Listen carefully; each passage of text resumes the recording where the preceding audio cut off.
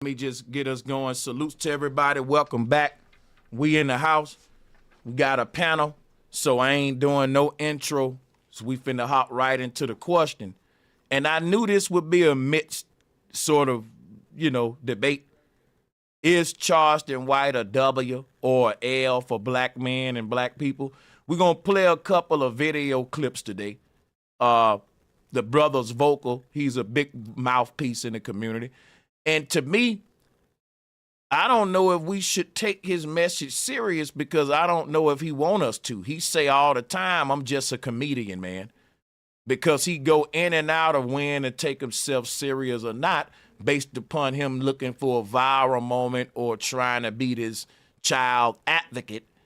And it's just a lot of things I think we should discuss being the man he is. A lot of people think he's a W for our people. But what made me really look at him different was when he was kicking it with YSL Woody and going around telling everybody YSL Woody a killer, man. Niggas don't play with him in the streets.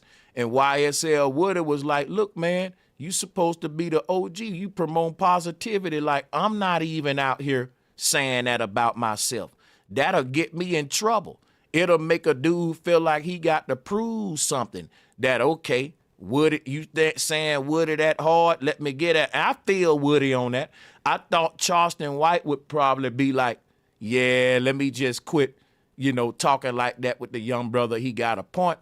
He started beefing with the man, dissing him for telling his old ass something positive. People say Charleston White ain't toxic for the people, but tell me that ain't. Come on, bro. When the police put that man over, he was so respectful. And then when he talking to his brothers who don't agree that you should make me look like a gangster out here, you mad? You mad at Woody because he don't want you to portray him like a gangster, even though you got on a Trump hat and you keep on saying you want these gangsters locked up. You don't like these ratchet ass niggas and gangsters. We don't need no more rappers and gangbangers. You say that, but when a real gang member tell you quit bragging on the fact that I'm a gang member, you get mad. That ain't hypocritical. So I want to open up the door, showing you exactly where I'm at with it and setting the temperature to where we going today. I'm saying he's a L for black men and black people, and he's hypocritical. And, I ain't finna throw no other shade at him or nothing like that. This ain't no shade. This is just me saying you can't take that man serious. He say what he say to get the bag and to get out of it. Think about it. He's a W for black men and black people, but he keep getting put over by the police with drugs and shit, falling asleep in the car, riding dirty, ain't leading by example. On 1 minute, you want to get these, and now they got a whole viral video about Poetic Flacco and DJ Academics as snitches. But Charleston White come right out and tell y'all he trying to get rappers locked up too, and y'all give him a pass. He sell out shows. They got a whole video of Flacco and Academics basically admitting that they trying to get these niggas locked up and that they use tactics to get them niggas talking on the show to get them locked up. And Charleston White have out of his mouth been very vocal on the fact that he don't like rappers. He keep beefing and calling the police with him. And then you'll see him with a rapper. You'll see him kicking it with a rapper. And what'll happen? He will always fall out with that rapper and end up calling the police on him. I'm going to get your ass locked up and all that. You don't play like that, man.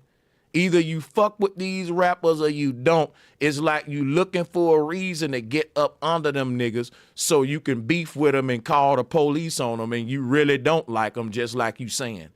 Because you like my whole thing is Charleston White is so anti-black with his messages that I don't see how black people love him so much when he loved Trump more than all y'all niggas. My thing is, you calling Angela Reese a hoe and not a basketball player, but sir, you be at the strip club. You are a nigga at the strip club with a Trump hat on saying that this young black NBA player is a hoe. And we take this man serious and give him power. And we our own worst enemy, black people. We like toxic personalities. For real. You got a dude you got a dude that beats on women, talk to his own wife like shit, rides dirty with no paperwork on his car, falling asleep on the side of the road, spending his money at the strip clubs and shit, calling the police on rappers but trying to hang with them. And he on a fucking say cheese calling Angela Reese, a young woman who went to college, who went to the WNBA a hoe just because she liked to take pretty pictures in booty shorts. And on one hand, you want to act like you this Trump supporting nigga who don't like to see black whores, but you tipping at the strip club. On one hand, you act like this black activist that got some against rappers, but you getting put over with lean and shit and weed and all, and you doing all the shit the rappers doing and the drugs they doing. Somebody got to call it out, man. I know a lot of people ain't gonna like it, but you know. Check it. He did a whole just like Hassan Campbell, man. They all on the looking like rappers. Go ahead. You got it. Let me say what I was saying, dude. You got it. Check it. He was doing a whole special when, the dating show 1 versus 20, right? He did a whole series with him and Woody, right? Then when Woody wasn't playing the whole set you up, like you saying, trying to get up under a nigga, because he from that era.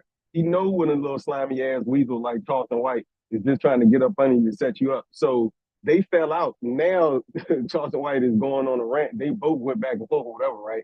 But I think Charleston White is either auditioning for Uncle Ruckus. You can't trust him, obviously, from a grown man's perspective. You can't be a leader if we can't see. If we don't know how you're going to feel that day, it's bipolarish. So, no, you're definitely not a leader amongst men. Absolutely not. That energy is not leadership. Hey, yeah, go ahead. And to the man that said Tommy Sotomayor gave criticism to Angela Reese, but you didn't say anything about Tommy, because Tommy doing what Tommy do. Tommy never put himself out there as a community activist. Listen, Tommy been going in on black women so much he's got cancer for it. I'm calling out the man who black women love, but he still go in on y'all. Tommy already been canceled, man. He lost all his platforms. Black women won over him. It's Charleston White turn. It's Charleston White turn. Now look, on the Tommy side, right? He wasn't trying to act like what he was talking about, though. Charleston White tried to act like the rapper, dress like the rapper, get to the chain like the rapper. And what he doing is, he really an agent provocateur. What he doing is, cool, if I look the part, I can say what I want to say. When in reality, I heard Charleston White say, my brother got life in prison and fuck him.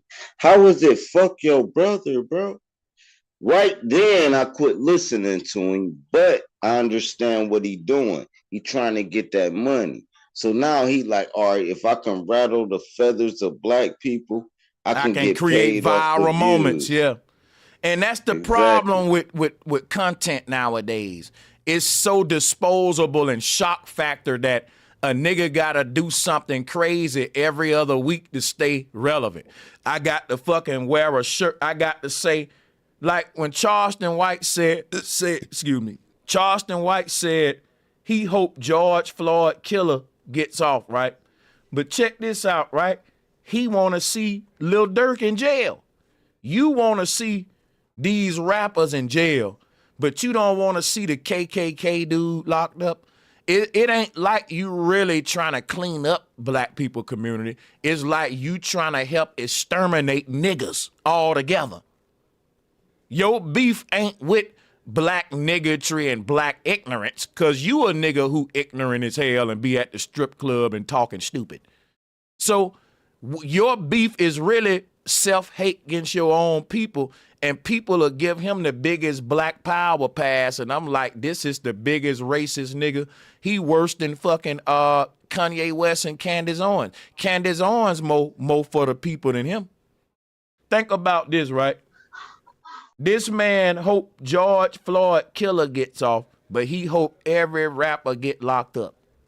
He even said out of his mouth, he think every black man ought to serve at least 4 years in prison. It'll make him better or some shit like that. He the type nigga that said we was better when we was slaves. Right? Remember Charleston White? Yeah. I'm going to show you all his statements. Go ahead. I'm going to show you what he said. He the type to say, hey, man, fuck your mama, right? And then you slap the shit out of him, and then he called the police. He a provocateur. It's like you can't stir the pot and then back off like you ain't the one that made the stew. And that's what he do. He'll stir the pot and back up like he ain't did nothing. He'll drop a little gem for you, you know, because he dropped gems. I ain't gonna lie about that. Let me tell you something though. Hold up though. I'm gonna tell you who else dropped gems though. You gotta think now. If a broken clock is right 2 times a day, then guess what? Jeffrey Dahmer can tell you some shit that'll have you like, yeah, nigga, I fucks with that. I'm pretty sure if I set you down with the pedophile in your neighborhood, he'll say some real shit every now and then. So I don't really want to go into, he do say some gems. My son say some gems sometimes. No, I was saying that's how he catch the people to listen. And that's why I'm telling the people. Like, yeah, you right. That's why I'm trying to tell them that ain't no different than what Pastor Porkchop doing. He's saying a bunch of dumb pseudoscience up there with that Bible, but every now and then he'll say some real shit. You see? Facts. That's facts. Yep, true. And hey, check it. When he got arrested, right? One thing that stood out, this nigga say, yes, sir, yes, sir. I always say that I'm more afraid of my kind doing something to me than y'all, sir. He didn't say all them sirs, but verbatim, he said, I'm more afraid of my kind, my own people, than y'all police officers. I always say that. He turned straight into the spook by the door, Samuel L. Jackson, instantly, in a heartbeat, in real time, real life. And then he get, like he said, he's an actor. He's playing a character. He's a cartoon to me. He always has been that. Ever since he said that weirdo shit about them little girls and then it's like, yo, it went way left. And I was like, oh, he's just crazy. He bipolar. He gonna get hella views. Yeah, go ahead. No, I'm gonna say, ain't nobody who support the man gonna come up here and hit the link and speak on his behalf. So one thing I can say about Trump and Charleston White, them people are very vocal, but their followers are cult-like cowards. Because you won't get Trump people to speak up like Trump, and you won't get Charleston White supporters to really have the nuts that he got. You know, they serve leaders who are very vocal, but they ain't vocal. They ain't finna, they'll run from a debate. Because they know they don't really have nothing to say to make this person not look like a piece of shit. So they rather run and just worship their God in privacy, like Christians do. I don't respect them. And he'll say some shit like, fuck gang banging, that shit corny, which is a fact, right? And then in the same breath, he'll say, fuck that gang banger's mama and her dead son. All right, now cool. Now you done provoked something that we trying to call peace from. So you saying yeah. I swear to God, he want to die a death wish. You know how the man want to get shot by the police? What they call that type of suicide? That's what he be on. I think he really want to go down as a martyr that got killed by a rapper because you done said, fuck this nigga's dead goddamn brother or his dead mama or his dead cousin, right? So now somebody crash out and you done provoked them to do it on purpose. leave these dumb niggas alone. If they dumb, you supposed to be like, hey, bro, man, why y'all keep killing, man? All right, cool. Your brother dead, man. Just let it go, bro. If y'all stop it right here, won't nobody else die. That's Okay. not his message. Go ahead, you got it. Hey, check this out, y'all. I'm about to play a couple of videos now that's hypocritical, right? Check this out now. Charleston White. Why you think little? Hold on. Charleston White said he don't never see black people being great again and all that shit, right? Now that's a racist mentality because YSL Woody trying to go the positive route and you trying to still paint him as a killer. And when he say don't do that, that's when you get mad at him. You don't think a black man can change for positive. You don't see black people ever cleaning this shit up. And if they do, it'll prove you wrong. If I'm a black man and I say black people ain't gonna never be shit, the moment black people start working together and being shit, I'ma hate on it and try to destroy it because it's making me wrong. It's a smack in my face. I already counted y'all out. How the hell do you got a leader for black people that's saying black people will never be great again, but that's your leader? Where the hell is he gonna lead you to greatness? He just said you ain't gonna never be great, nigga. That's what I'm telling y'all. So what I'm gonna say is Charleston White promotes snitching. Charleston White said if you're a killer, you can be a snitch. So he's promoting killing too. Because everybody else, he call them a rat. But let's say I ain't making this up, bro. First of all, let's play one video at a time. Audio only, please. Let's run it. Boosie ain't called him no snitch. He ain't missed yet. Lil Boosie seen him. Why you think Lil Boosie ain't called him no snitch?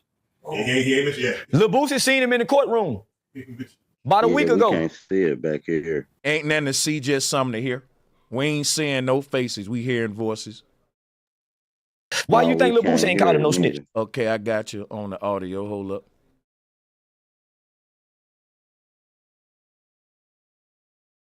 Why you think Lil Boosie ain't called him no snitch? He ain't missed yet. Lil Boosie seen him in the courtroom about a week ago. They walked by each other. Lil Boosie had a different kind of look on his face. Woody stopped and told him, get that look off your face.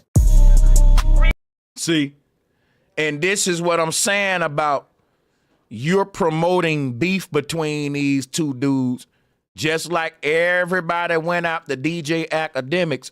And if you think about it, DJ Academics wasn't directly promoting the war in Chirac. He was reporting on it. And so that's indirectly promoting it because once you promote on one group dying, the other group gonna want to air their shit out. Now you kind of the news between the groups and it's a crazy place. But that's indirectly. Charleston White is in your face saying you ain't gonna do nothing to two niggas who chilling. And you just egging that up like that. Between him and Boosie. You ain't promoting these guys coming together, building something for the people. You got a Trump hat on, promoting these two niggas crashing out on each other. I don't understand how Charleston White ain't toxic in the eyes of our people, bro. I don't. Real life. His I don't recall. Now, when Charleston White was going on his rant about how YSL Wood is so tough and all that, right? Basically, YSL Wood have made a video like, man, basically anybody can be touched, man. I'm not invincible. Like, quit trying to paint me as some killer gangster, because you basically making me a target, man. You know what I'm saying? You making a nigga feel like he gotta prove something now. Let me get the Woody. And I wouldn't like that either if listen, I'm kicking it with a community activist. I'm a real street nigga and a gangster. I'm thinking hanging out with this man is a positive look because I'm trying to shake my fucking gangster image. And this man going on interview, he a killer. That boy, but when you talk about Trump, you talk about that white man in a positive light. But when you talk about your black brother, He a killer. That's all you want to promote the status quo image among these black men while worshiping this clean, squeaky clean image of this Trump guy. Even if Trump killed somebody, they will lie for him and say, well, he didn't really do, he's not a real killer, man. He don't mean it. Trump's a nice guy, but you want to prove to the world that your brother a killer. This is a fucking eugenics mindset. I don't understand how people rock with this, bro. How do y'all don't see this shit? Is now. Listen at this, man. Who did that killing? I'm the nigga come out and say they shot that baby. And you bitch ass nigga better turn y'all self in, nigga, and we ready to go to war with that. See, Deion don't do that. Who is, when you say we? This is when he was hating on Deion Sanders. And he was saying, when they kill a baby in my hood, I go out there and say, who shot that baby? And we gonna handle it. We gonna get some names and all that, right? And he's trying to say Deion Sanders don't do that, but Deion Sanders is just a damn football coach. Why are you hating on that man ain't in the streets and stuff like that? But that's what I'm saying. Who hired you to just tear niggas down? 1 week is Angel Reese, next week is Deion Sanders, but you ain't never got nothing bad to say about these white folks. And when a nigga do try to do a positive image, you mad at him. You want the nigga to stay a gangster and killer. Who you working for? My thing is like, you talking about when a baby gets shot, you make sure that the killer get identified, but at the same time, you promote killing. You want the world to know that YSL Woody is a killer. And you happy about that. You bragging on that. But at the same time, when he shoots somebody, you want to snitch on him. You a rat, Bob. You promote killing, then you promote snitching on the killer when he killed. How the hell is this? I don't understand this shit, bro. I don't see how this shit goes. We. Who? Me. Stop And bringing I got some Deion niggas name go up. to He's just war. a coach, bro. Nah, I got some niggas go to war. Coach. See, this is the thing, Charleston. Like, I think everything that you're saying has some truth to it. It's just the delivery. You standing, there's no. Everything he said got some truth to it. And that's Cam Newton dick riding. You like, Cam Newton is like, him and Shay, like, this podcasting shit been fucked up ever since celebrities got involved with they politically correct dick riding asses. Denying that you're standing for and by your people. Well, here's the thing. Look, now Cam Newton is telling Charleston White, we can't deny that you standing for and by your people. Yes, I can deny it when he say I don't see black people ever being great again, and he hope that George Floyd killer gets off. How come I can't deny it when he talking like that? When the way that he moving. Seem like he's for Donald Trump, my nigga. I never saw him wear no black pride clothes. His shirt says white boy on it. You see the one I got on my thumbnail? How y'all gonna be so mad at Candace Owen because she wore a White Lives Matter shirt when white lives do matter, nigga? You think that your life the only one matter? Everybody's life matter. Now, Charleston White wearing a shirt that's literally saying, I'm a white boy, and he get a pass. You'll buy a ticket to his show. I don't get the double standards, though. I'm telling you, if Kanye West walk outside with a T-shirt on that say white boy, he will get canceled more and more again, just like the White Lives Matter shirt. If Kanye West say, I don't see black people ever being great again, they gonna fucking go in on Kanye.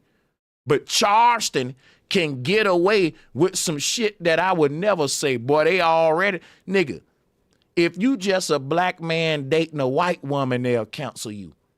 Charleston White do all that. He dates out and all that and talks hella shit about the race. And people love him. I'm confused with black people on how y'all love some coons but hate the other coons. Or don't y'all see that they saying the same thing? I'm confused like that. I'm fucking confused. They like the entertaining coons. That's what it is. You can't be a boring coon. like Anthony Brian Logan, right? You can't be a straight up mean coon like Tommy Sotomayor. But if you're a comedic, hilarious coon like Charleston White, then they're fucking with that. They'll buy tickets for that. Go, y'all peep that? Oh yeah, Jesse Lee Peterson in that boat too. But for Charleston White to say the things that he said, and for our people to still be behind him, is crazy, bro. Yeah, it's mind blowing. And when you think about, there is nothing that he's ever told us that shouldn't have been told to you by your father and your grandfather or the men in your family. And so it's crazy. And what's crazy is the poll is 50-50 for the most part. It's 45-50 or whatever. So half the people actually watching right now who agree. Wow. Yo, that's what's blowing my mind right now. But nobody's gonna click that link. And I was trying to tell her, hey, we ain't gonna bite. Click that link, right? We Gucci. You gonna have your say, right? Just tell us what you see in them that we ain't saying. Because I'm not seeing it. I don't see anything he's told us that I don't already know as a grown ass man. And he's definitely a clown in my opinion. He's the jester in the court. So yeah, I don't get it. But yeah. I don't get how you can vote he's for black people when the thumbnail the man got on a shirt that say white boy. He telling you who he for. You ain't never saw him wear no black pride shit, but you see him wearing Confederate flags and Donald Trump hats, but you think he for you. Our people just love to be fooled and bamboozled, man. It's like a one of those weird fetishes, like spank my ass with the paddle type shit, you know. We love to be taken advantage of. It's like a sick fetish. I don't know what it is. Like, fool me, nigga. You know, trick me. That turns me on, you know. I don't know, Sanchez. I'm gonna keep it real. He is the first dude that went after like the hood gangster like head on. Like No, he everybody ain't. else just No, he ain't. No, the hell he didn't. No, the hell he didn't. Straight at them niggas. He didn't though. Who else? Let me tell you what Charleston White did. Charleston White went on the internet and trolled rappers, and he ended up blowing up from it. No different than when 50 Cent tried to blow up. He trolled all the rappers and went after them and started dissing them. You going on the internet to talk shit about rappers versus you going into their communities with a positive message don't mean nothing to me, especially when you out here trying to get these rappers to crash out, you instigating beefs between these rappers.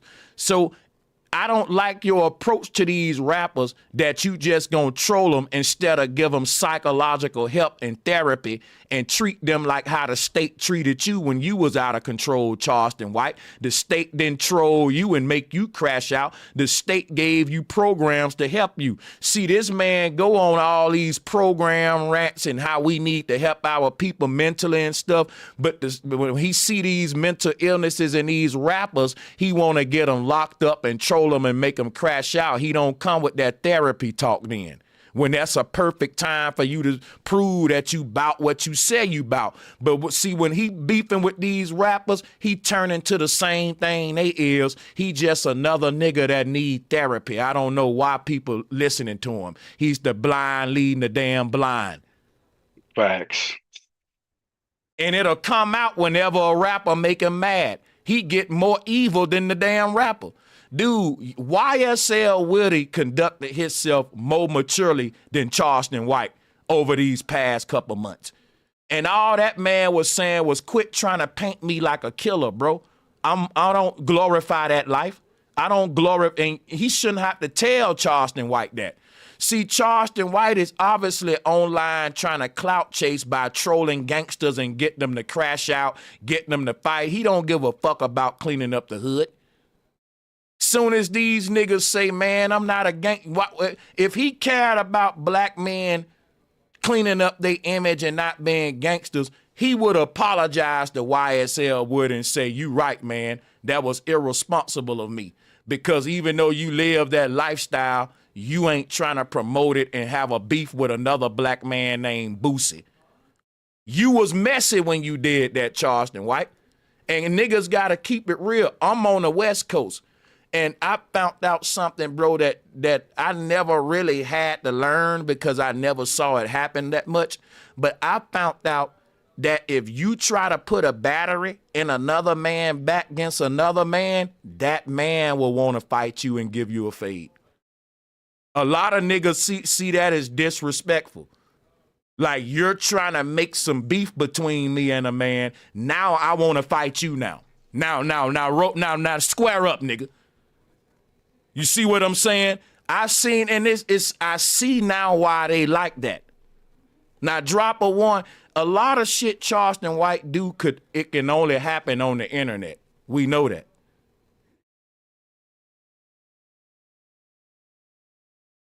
And absolutely, bro. That's why black men can't come together outside the internet.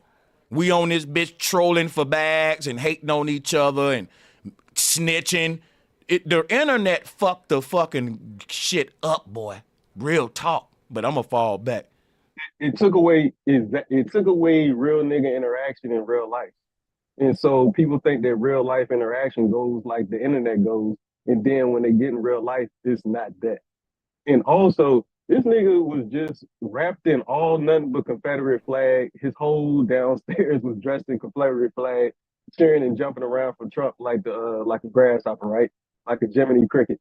But it's like, man, the whole thing is, if anybody, which half of the poll says that, yeah, it's a W for our community, how is that even a win when somebody's out there cooning so hard, regardless if he's saying it's a character or not? The fact that somebody's doing this 1 second and doing that another second means that that's going to be a terrible king, a terrible leader. We should never follow somebody who's bipolar that way. That's insanity. But half of our people believe that that's a W for us. Yeah. But yeah, check out that latest video. It's crazy. You know why? A W for us is just a funny nigga. Yep. He's so bad. That nigga a fool, man. That nigga Charleston White a fool. But see, I don't mind those kind of niggas long as we don't make them spokespeople for our people. When we start doing that, we in trouble. When we start making our little jive turkey talk niggas leaders, we in trouble. Ain't no other race doing that. Every other race got they Charleston White talk niggas, but they leave them at the comedy stand. They don't say, what do you think, Ben Shapiro, about how politics should go amongst white people? White people don't do that. They go and ask they fucking Jeff Bezoses, they Elon Musk's that shit. We go to our Charleston Whites and our fucking Eddie Murphys. We go to our Young Thugs and shit. And these people go to they tech gurus. We don't fucking even know who our tech gurus is, but we know who the internet personalities is. We know who Charleston White, we know that. You see what I'm saying? Can I ask a question? So does that mean that black people are not serious people? And not only are we not serious, no one take us serious. We like to be entertained. People only gonna give us entertainment. Why you think Kanye West gave you Megan Thee Stallion? Why you think everybody get Trump know if he want the black vote, he gotta be an entertaining white dude. He can't be a boring motherfucker like Biden or fucking think about it. You can literally have a white man gain black people favor just because he crazy as hell, man. That boy funny as hell. Listen, I'm from Bama. There are black people that love old white racist men just because they funny. It is old white racist men in Alabama, and it's some black folks that love them to death. Think about this now. Nick Saban is a racist white coach from the University of Alabama, and Crimson Roll Tide. I love it. I'm a Saban fan. I'm a prime example of what I'm saying. We all know that man racist, and we'll fight you over his ass. Think about this shit. You see what I'm saying? And this is the Trump complex. Like, I'm not saying he racist. You can know that a certain white man is putting his people before yours and he ain't got your best interest in mind. But if he's entertaining, we'll fall in love with him, man. We overlooked all that sick shit P. Diddy was doing because we was bobbing our head to Bad Boy Records. It's all about the Benjamins, baby. We knew what that nigga was doing. R. Kelly too. But we was listening to that music. We was overlooking it. If you entertain us, you can be as devilish as you want to be. That's something about black people I don't like. If you got a lot of money and jewelry and cars, you can be as devilish as you want to be, and we'll still fuck with you. We don't really stand on no moral principles. We will be broken for money. And that's why we got the most sellouts in our race. We the most infiltrated.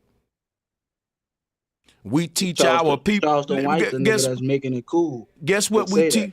We teach our people, if you get money, you'll get respect. But guess what happened? If you try to get the money first, you're going to become a sellout and lose all respect from anybody. Ain't nobody going to take a race serious that's full of sellouts that's selling out their own people that won't even got no loyalty to their people for $1. That's why nobody take us serious. Because check it out. Our whole shit is get money. When really you think you got to get money to get respect. The whole world will respect your people when they respect each other more than a damn dollar. And that respect will be something you can leverage for money, like other groups. They don't come here with money. They come here with respect.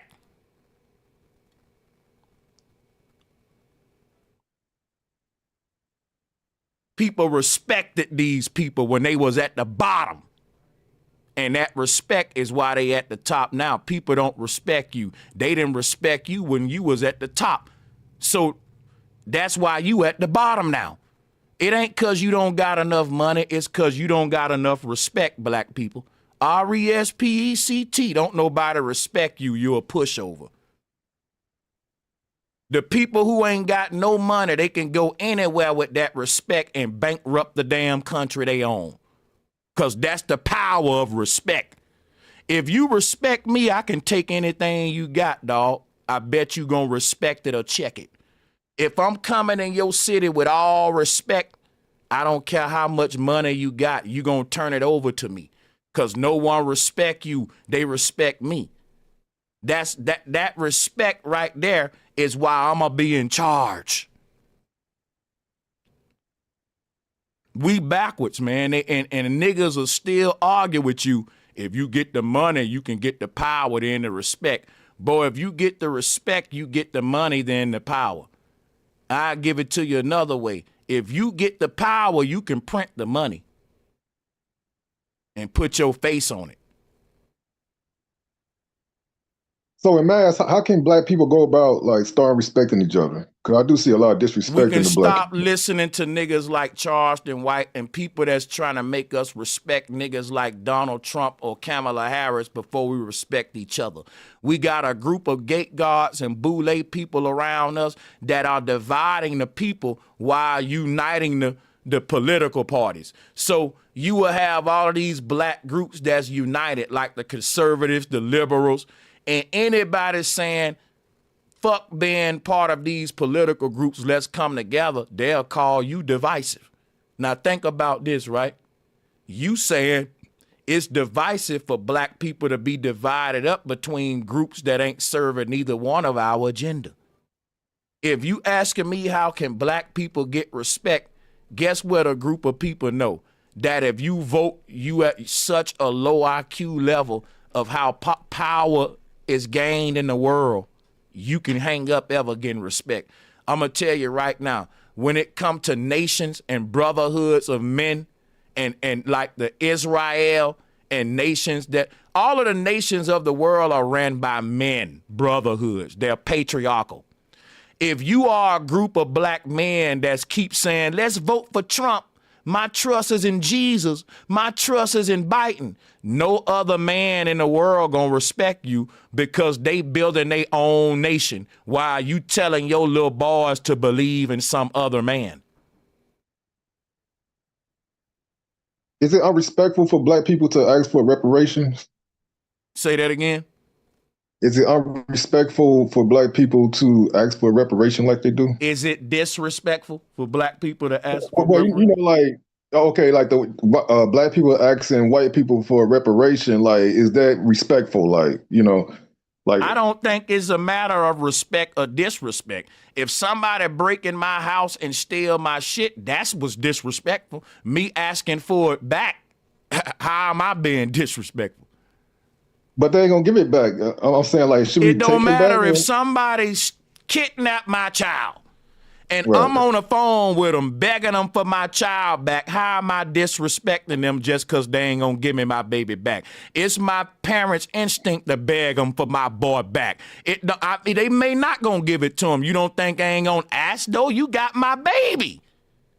Well, not disrespected them. I'm saying, like, you know, like, is it respected, you know, like, by the person you asking? It's not a matter of respect, man. You lost all respect when your door was breached. That's when you lost respect as a man. A man should be able to secure his possessions. So you talking about asking for your shit back. Yes, it's a disrespectful position to be in because you ain't taking it back. But if you ain't gonna take it back, it's even more cowardice not to even ask for it back. So yeah, I can say the man that didn't take his shit back is a coward, but the man that didn't take his shit back and didn't even ask for it back is a real bitch. It's levels to cowardice. But if a nigga's scared of asking for your shit back, if a nigga mad at me, man, leave him alone. Don't ask for your shit back. That's below cowardice. It's one, yeah, we cowards as black men for letting our shit get taken and for not taking it back.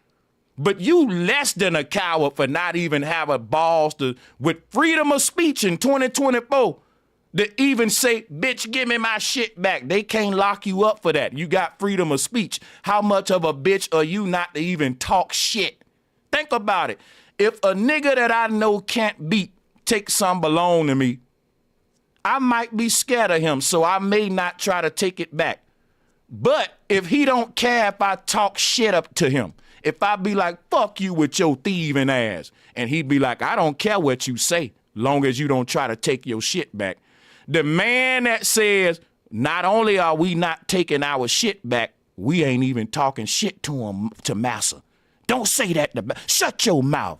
But I'm like, Massa don't care if you talk shit to him. He care if you try to take your shit back. And you ain't gonna try to take your shit back. So at least I can cuss his ass out. You thieving bitch. Like, come on now, y'all scared because I'm cussing the thief out.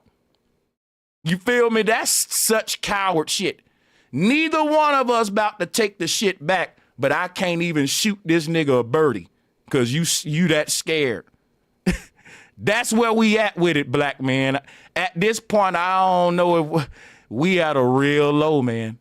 Where we can't even talk shit to the thief. Y'all scared to do that? Damn. Do you feel like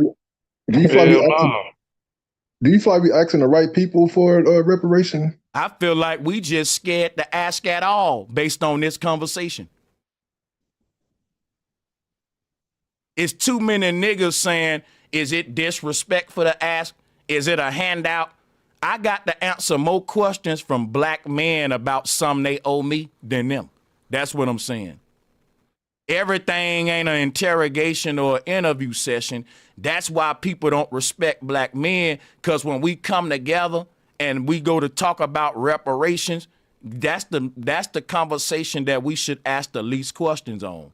That's the conversation where everybody in the world ought to know we all on the same page with what that look like, what that is, what we're owed, who we should. And so when a bunch of folks come saying, are we asking the right people? Are we going under the right name? Are we doing it the right? See, now that's the distraction. We didn't start the conversation of reparations. They did, white politicians. So we're just continuing the conversation in the same venues where they started it at, and we can ask all the questions, not the white folks that started the conversation of reparations, because they started it to gain the trust and votes of black people just by talking about it. So black groups came and said, look, you ain't finna be getting all this leeway with our people just by talking about it. Give us the tangibles or shut up. That's what led to FBA or ADOS. You had a bunch of black people saying, These white folks gaining a lot of trust with our people just by talking about reparations. And that didn't sit well with a lot of people. And they said, you know what? The hell with talking, cut the check or get away from us. Because y'all getting too much from us just by talking about it. So we continued to talk about it with them. And the conversation was cut the check or shut up. Now, when we come saying that, niggas want to talk to us and ask us questions when we asking the white man questions like, why did you bring up reparations if you didn't intend on giving it to us? You just talking about it? These the questions that need to be asked to white people that brought it up, not the black people that's responding by saying, quit talking about it if you ain't gonna do nothing about it. You see how backwards that is? Yeah, yes, sir. Yeah. Hey, one time, did we ever hear anybody ask Trump, what you finna do for reparations for black people? No, we did not. I'm gonna ask my own question. I didn't. If somebody can pull it up, that'll be wild. But no one asked that 80-year-old white dude, So what you gonna do for black people specifically outside of reparations, not even mentioning the word reparations, but what you finna do for us. And they was like 2/3 voted for of us. So it's like, hey, without any guarantees or anything. So, and he has control of the House and the Senate. So the New World Order is fitting to be established. But yeah, y'all got it. And people, and to these black so-called, see, because you got two woke movements. And this conservative woke is, well, prejudice is just a mindset. Racism is an act.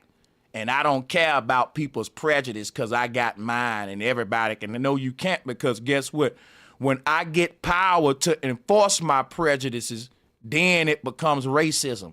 That's like saying I don't care about HIV, but I care about AIDS.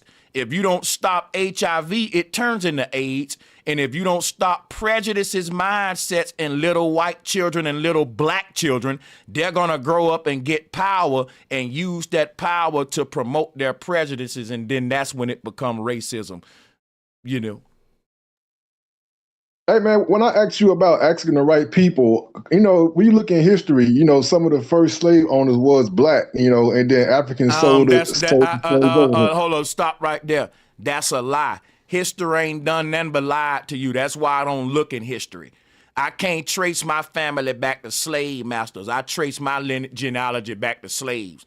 So this whole, and that's another conservative woke statement. The first slave masters was black. Man, the original indigenous people in this land didn't even have a concept of ownership. They had to learn ownership from the pilgrim.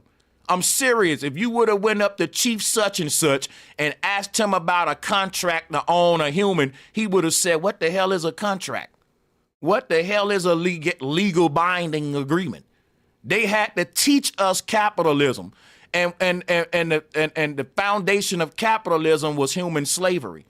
And so if black people didn't invent capitalism, we sure ain't invent how to capitalize off trafficking humans. I just boring. Who just said something and interrupted me, and what did they say while I was answering the brother? I think that was Jaden Stewart.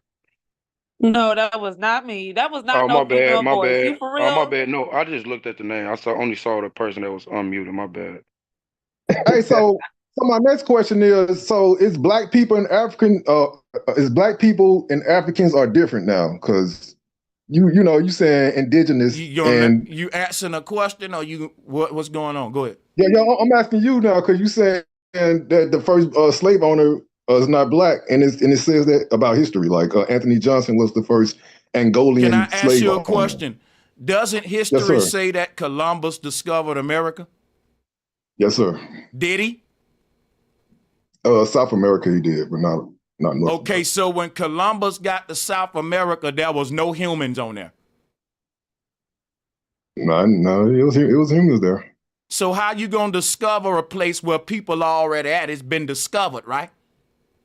Yeah, it's been discovered, yeah. Okay, so is history telling us the truth about him discovering South America? No. Has history been, hold on, I'm asking more questions. Slow down, sir. I want to Okay, ask go you a ahead, go ahead. question now. Have history been consistent with telling us the truth about who and what and where we are? No. Okay, so can you see why when you start off by saying history said this, I start yawning and I wait for somebody else to talk. I don't take a person serious that take history serious, and we know history was a lie. No. I think history tells the story from I just the asked white you point about of view. history, though. You can't double talk with it, and Yeah. I'm not dealing with anyone's point of view. I'm dealing with true and false when I'm dealing with history, man. I don't give a fuck about a nigga's point of view. I want to know what happened and didn't happen. Keep your point of view and give me the truth and keep the lies. And see, and that's how we need to think about history. We making this shit too deep, and we shooting our own self in the foot trying to be too deep all the time. To me, when it comes to the conversation of reparations, because think about it, right?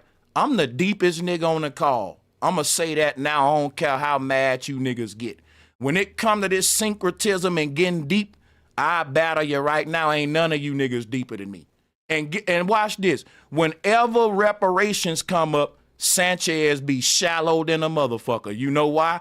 I don't want to be too deep when it come to my money. That's like if a nigga count my money and plan. If I'm too deep and being all deep, see, he can be, but wait a minute, Sanchez. Technically, 1 + 1 is 4. And bro, just keep it simple when you dealing with business and my money. Everything, can I say- no, you can't till I'm done talking. Go ahead. And what I was saying was this right here. When it comes to reparations, I don't want no deep niggas leading that. I do sacred geometry, but I don't gotta get deep with this. You took some from my people, give it back to me. Is you gonna do it or not? Any nigga coming up trying to complicate this, you're prolonging our reparations. We don't need to be deep about everything, which is why I said Tariq Nasheed is the perfect man for this, because he ain't a deep nigga. He just a nigga that's going to go up there and be simple and talk money. This is a conversation where we literally need to be simple as hell, but this is where niggas want to be deep as fuck when it come to our money, y'all, and that working against us for real. Because it's simple what needs to happen, and these people want it to be all complex and intricate. That helps them.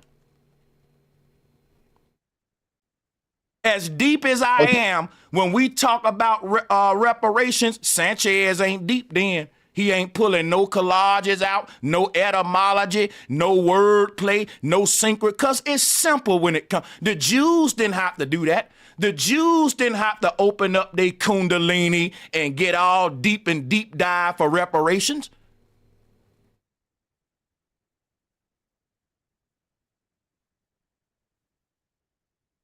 I don't like to deal with deep niggas when reparations come up. I just hate it, but I'm going to fall back. Go ahead, Joe. Don't you think you making it deep when you say we indigenous versus just saying we all just came off a boat from Africa? I'm not. Are you making it deep when you suggest that who we are got anything to do with what we get?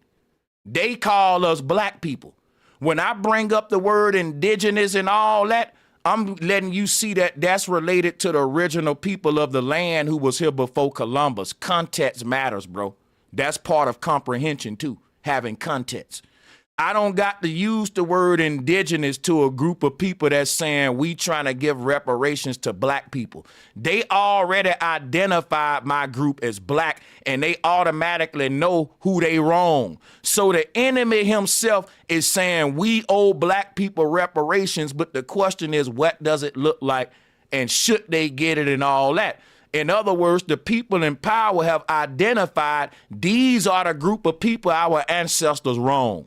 And now another black man is coming to me saying, but you bringing up indigenous, you saying it don't matter what I said. The person who said they want to pay us back, they said we all black. They don't call us indigenous or none of that, so never mind me. That's what I mean about context. It don't matter what I'm calling black people. I ain't the one got to pay them reparations. The person who got to pay us back need to know who they owe. And they said we owe black people, and we all don't got to argue about who that is.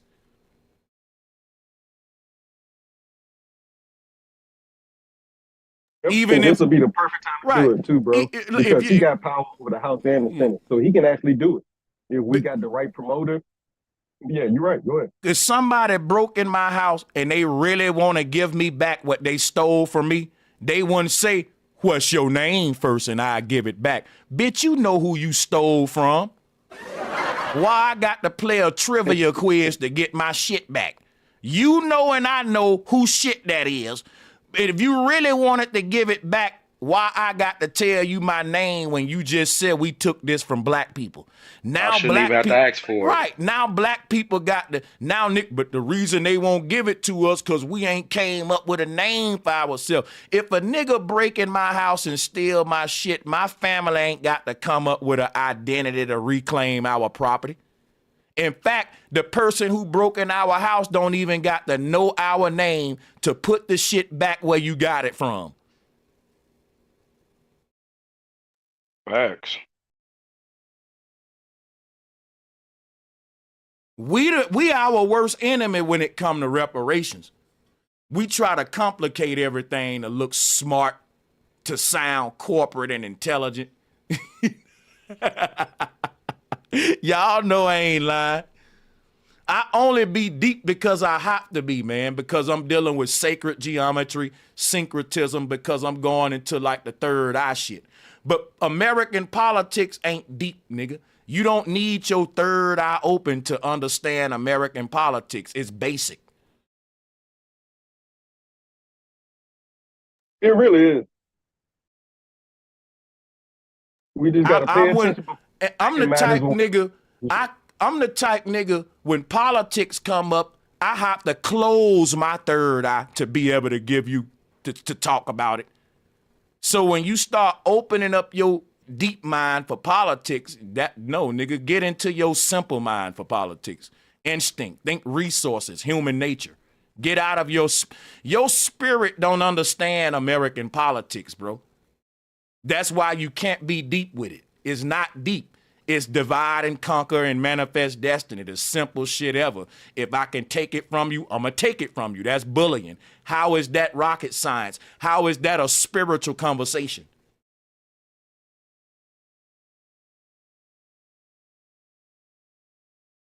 That's the strong. That's a conversation of the strongest man winning. That's why the most spiritual man need to stay out that conversation.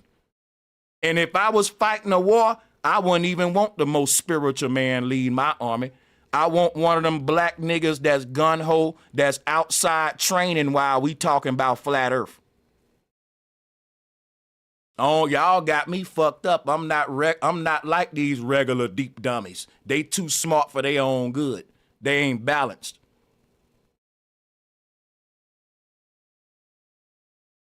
Well, Sanchez, I'd rather have a spiritual leader because the spiritual leader can bring peace. No, we already at war. Give me the killer.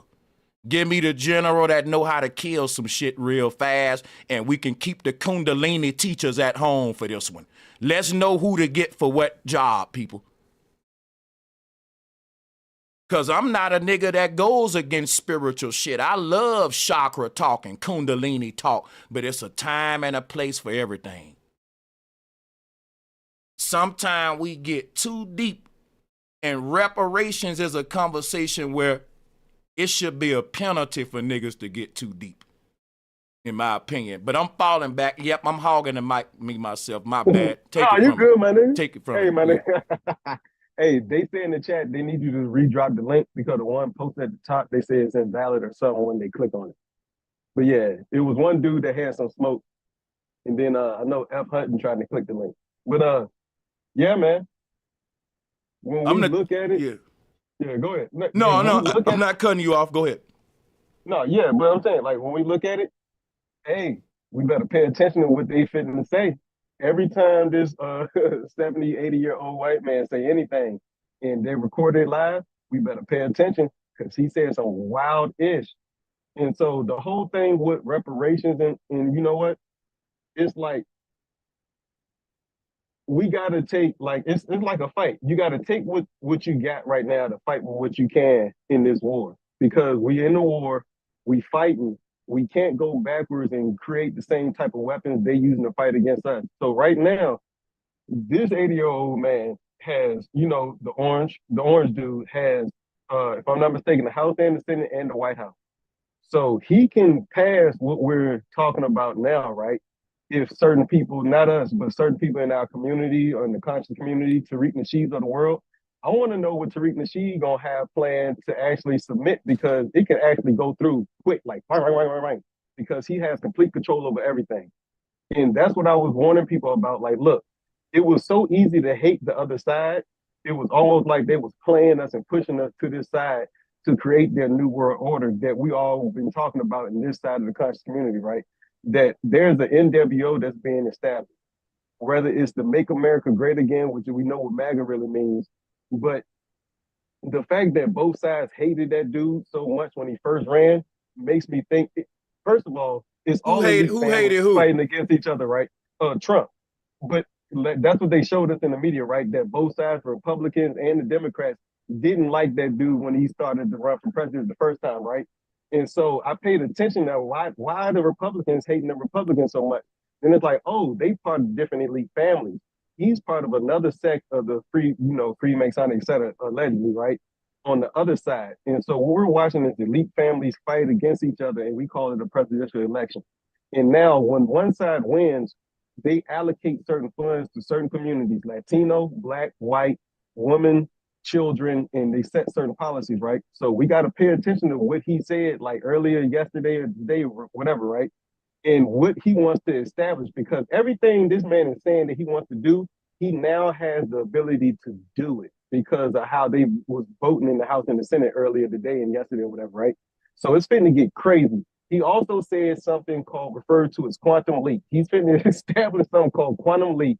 And what you was talking about earlier, right, about what they finna do with Elon and all this so-called Neuralink-ish, it's finna take off. It's finna go wild. And so we got to watch the regulations, because they're going to establish crazy mandates under his rule like we had under the other rules. So pay attention, everybody. But the key is stay strapped legally, stay spiritual, because this is a spiritual war, even though it seems like it's nonstop physical, right? But stay spiritual, because that's the real battle. That's the real key. And we will. Shout out to the people that's joining us too, and to everybody on the call. Any pushback on the call? Because we got new people on. Maybe I said something that got them like, drop the link, right? We dropped it, so talk to me. I want to say something. This is Afro Nerd Radio. What's good evening, gentlemen. Afro Nerd, welcome. Well, I have one of those slightly corporate voices, so pardon me. Go ahead. Okay. Are you black or white? My bad. Oh, is it really like that? Oh, no, I'm just talking, bro. I'm just talking. I get it sometimes, though. I get that, though. All right. So I just want to kind of add some things about this reparation thing that I have a problem with how it's discussed by so many people. They usually it's asked in an incorrect way, and it's really like a trick bag when a minstrel is asked about reparations. Now, what I mean by that, if you remember a few years ago, Charlemagne the God, the radio personality, was on Bill Maher's show, and he was asked about reparations.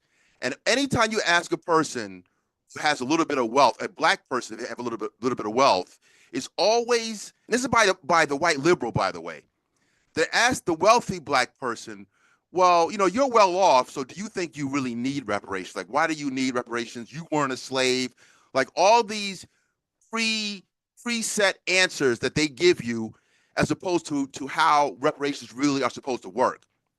So, yes, Michael Jordan deserves reparations. Yes, Oprah Winfrey deserves reparations. Right? It's very easy. If you're late on an X bill or the Twitter bill, Elon Musk is going to ask for his money. If Jeff Bezos, if you refuse to pay your Amazon bill, and we know how wealthy Bezos and his ex-wife are, they are still going to have their hands out for what is owed to them. They're not going to say, you got it, I have enough. They don't do that. We have to understand, and I really want to put this out there so black folks listening. I'm not a genius, right? But I observe some things that black folks need to put under their hat. So when they discuss reparations, it got to be discussed properly. Not only is it about you having been a slave, right? It's not just that.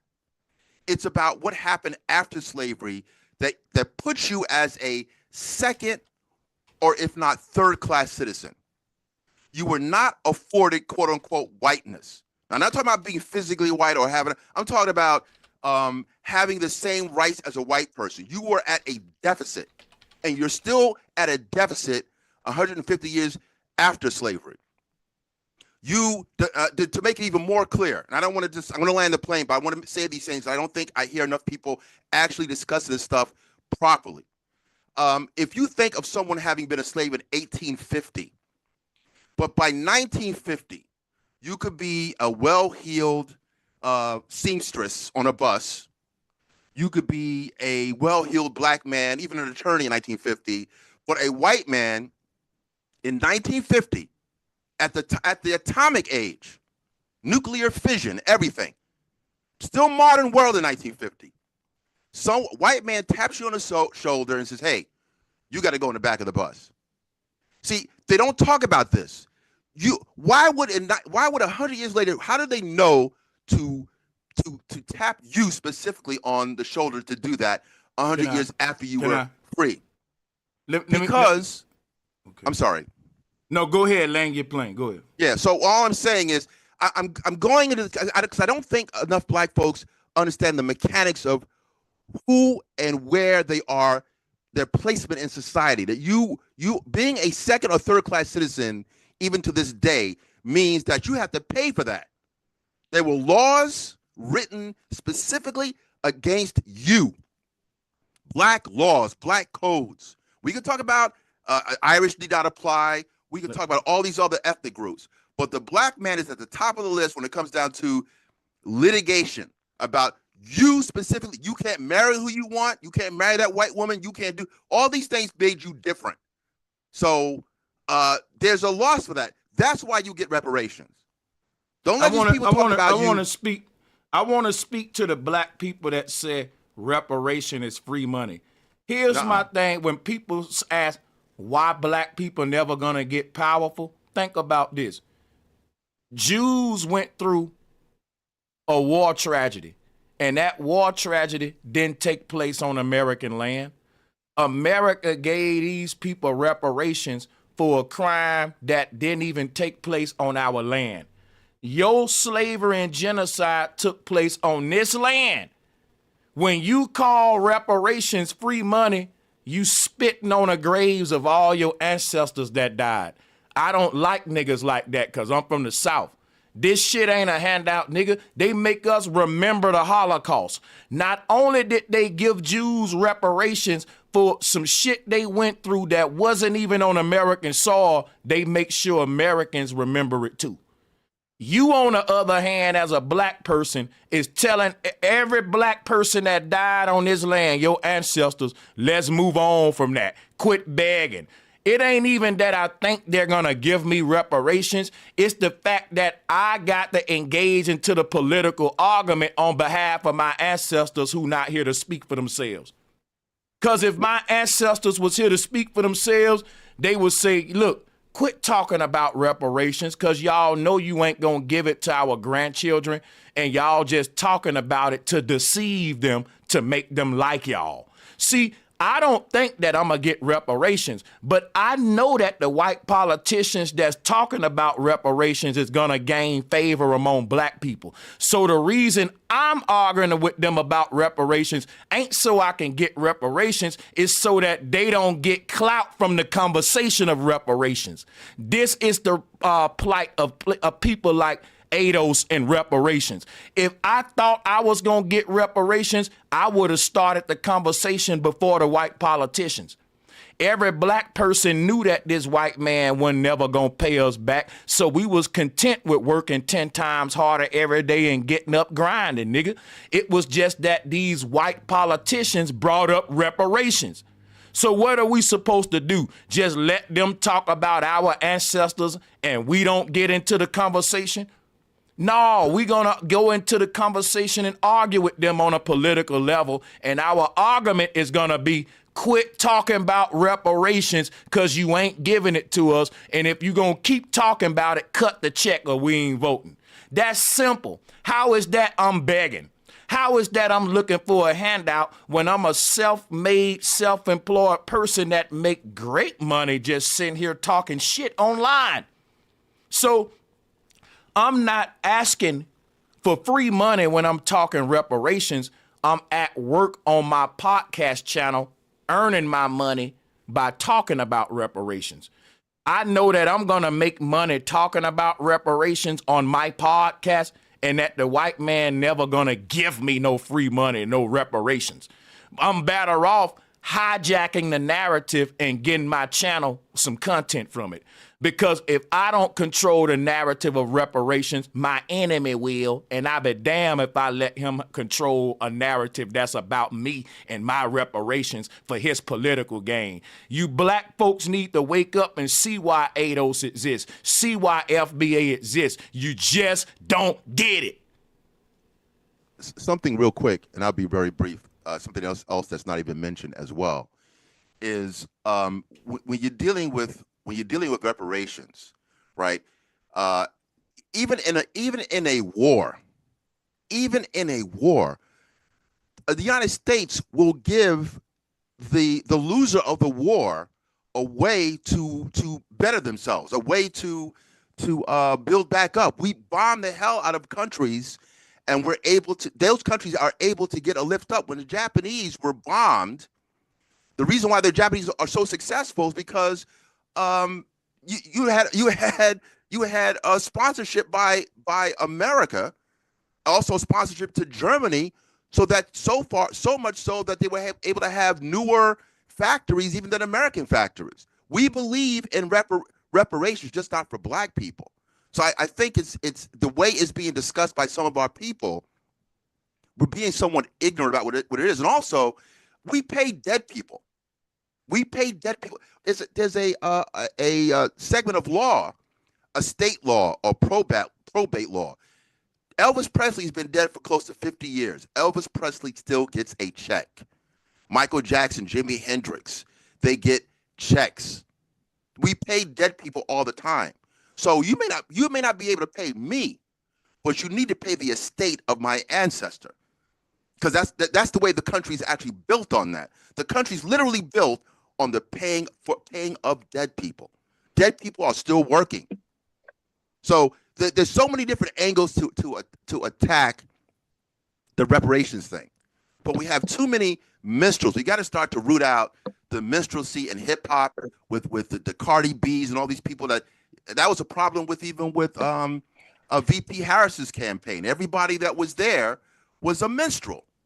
Why is that? You don't see a Jewish comedian representing serious Jewish interests, but they will have Quavo come out to speak on behalf of you. All of this is so socially engineered and orchestrated for us to fail.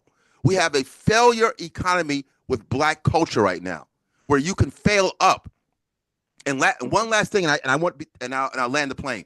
We have to be mindful about the irony going on now with Trump becoming president. Trump now is working on quote unquote reparations for white people. I don't know if that was discussed here. That he already announced that he's looking on a type of reparations program for the sufferers of DEI programs. Are you so for the bullshitting white people, me? Trump are talking reparations for white people, and he only talk. Hold up. So when Trump was dealing with black people, he came with a bullshit platinum plan, and he's mentioning the R word with white folks. Yes.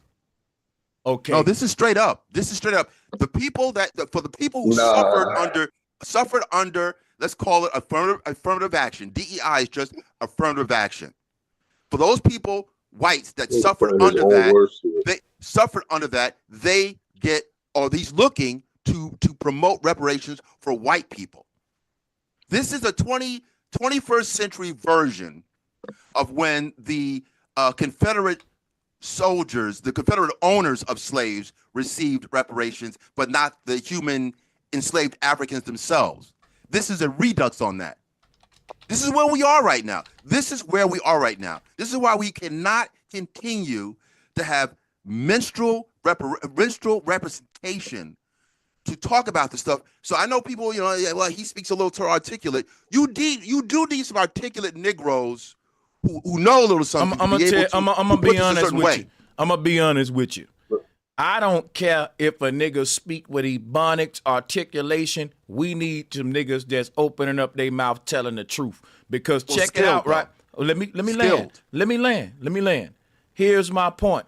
We got a lot of articulate bourgeoisie boule niggas. They articulate, but they lie. They liars for the enemy. I'd rather have a nigga that ain't articulate, but that's telling the truth. I'm just saying, I say we need to focus more on what people saying versus how they saying it as a people.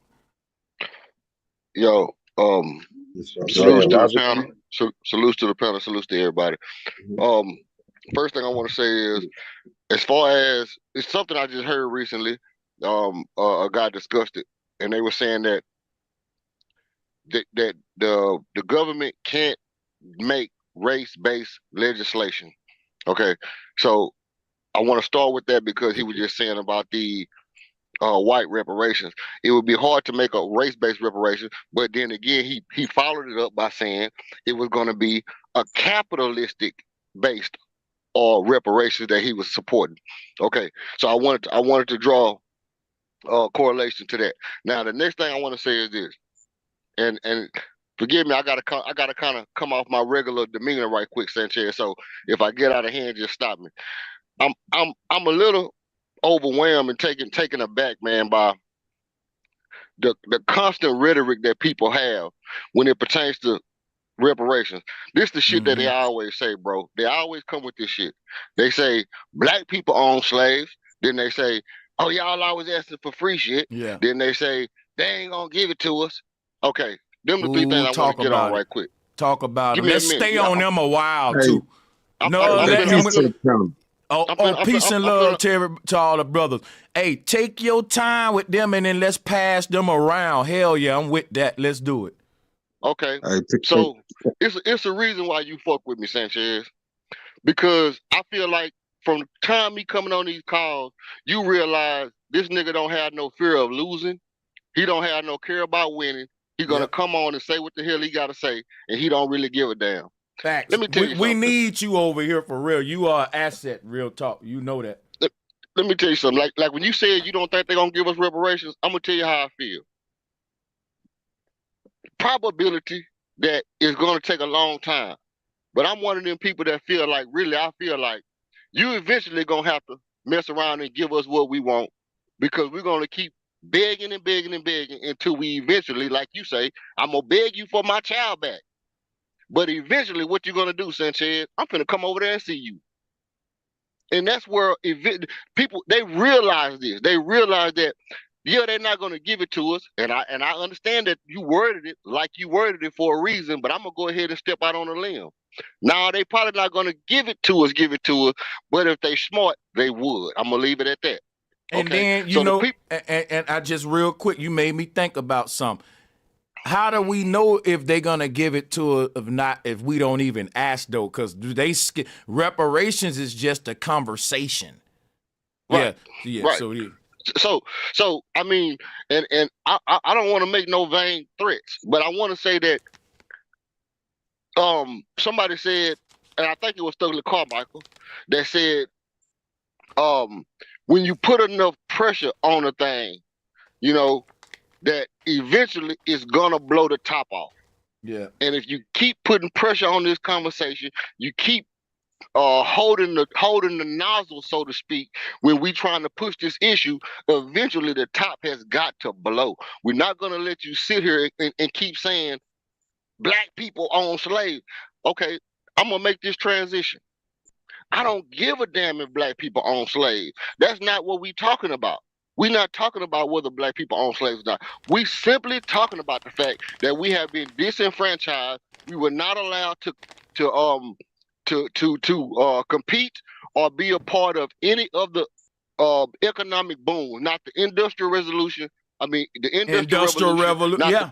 not the technology revolution, not the not the none of the revolutions that was presented to other nations and groups were we able to participate in. We are hundreds and hundreds and hundreds of years behind those people. The bootleg era, we were not allowed to participate in that. So none of the stuff that people got a hand in, we were. So now it is some of us that's getting into crypto. It is some of us that's getting into AI and stuff like that. Okay, but look where we at. We damn near 600, 700 years later. Think about this. They said black people were slave owners, but guess what though? Show me the black founding fathers and constitution writers. Y'all talking about, come on, see, if we slave, you feel me? If we slave owners, then we founding fathers too, right?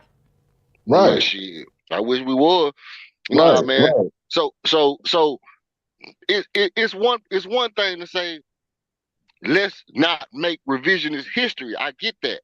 But it's another thing to keep saying, well, this small group of people should be thrown out in the conversation with the mass majority of people who we know were not black people that were slave owners. You might have had some black, let's say in Africa, you got a king. The king has a servant. He has some service. That's kingship. This is not that. This is a country that said we're not going to have a kingship. So when they said we're not going to have a kingship, but then they put people under servitude, they went against their own thing. You brought up the Jewish thing. I'm going to say this to the brother. He said Jewish people don't have Jewish comedians. I'm going to push back slightly because you do see people like Ian Rappaport, Jon Stewart, and so many Jewish comedians that you look at those people as political pundits. You look at those people as political experts because they're in the mainstream. The Jewish people, and let me clarify this, Sanchez, so we don't get you strike. I study under rabbis. That's why when you see me talking about stuff, about Bible stuff in the chat or when I come up here, I'm speaking from a position of a person who studied under rabbis. So I support the Jewish community. I support Jewish teachings. Okay, so I'm not saying anything against that, but I'm saying they do have people in such a position of power that even their comedians have a higher position than our highest politicians. Jon Stewart is more powerful than our highest politician. Hey, Ian Rappaport has more credence to his words than our highest politician. Yeah, right? Listen, bro, you know what you just made me think about? Look at how powerful the singer Frank Sinatra was. Talk about it. This man was connected with the mob. And she got, they got whole streets and building named after him in Vegas. This was a singer, and this man had mayors and politicians in his pocket. He come to your city, and the city his. See, that lets you know how long our government has been puppets for entertainers and corporations and just mob because who was the mob? The mob was private families. We still in a dynasty, a monarch, right? Mm-hmm. So private family. So I'm gonna land my plane because I know that people want to get in here. So when I brought up the point about the government not being able to make race-based legislation, right? What I found out they do is they attach the legislation to an entity or something capitalist formatted. But here is the kicker. I've heard you, Sanchez, and I heard the brother that was just speaking say something about talking to the right people. I want to address the dude who kept asking all the questions. Here I go. Okay, my brother, let me tell you something. You've heard this conversation long enough, bro, to not ask those same questions. That's a belief that's in you, and I'm asking you, I'm compelling you callously to get that belief out of your system. Get the belief that we don't deserve it. Get the belief that, hey, they're not going to do it anyway. Get the belief that you asking the white man for something. Take that out your lexicon, bro, because this is what I'm saying. If you believe that Malcolm X was for our people, ask yourself, why did he take this same conversation and say he was going to sue the American government to the UN?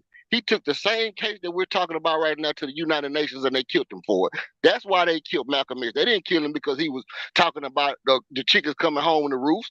The chicken coming home to roost was because he was talking about the fact that the reparations hadn't been given, and he was going to take it to the UN. That's what the chicken coming home to roost was about. He said, hey, look, they killing, these white people are dying because they've been killing us. But the underlying issue was that he wrote up that he wrote up that case and was taking that case before the United Nations to sue the U.S. government. Now watch this. The right, you go ahead. Go people to talk about. I'm landing right here. The right people to talk about.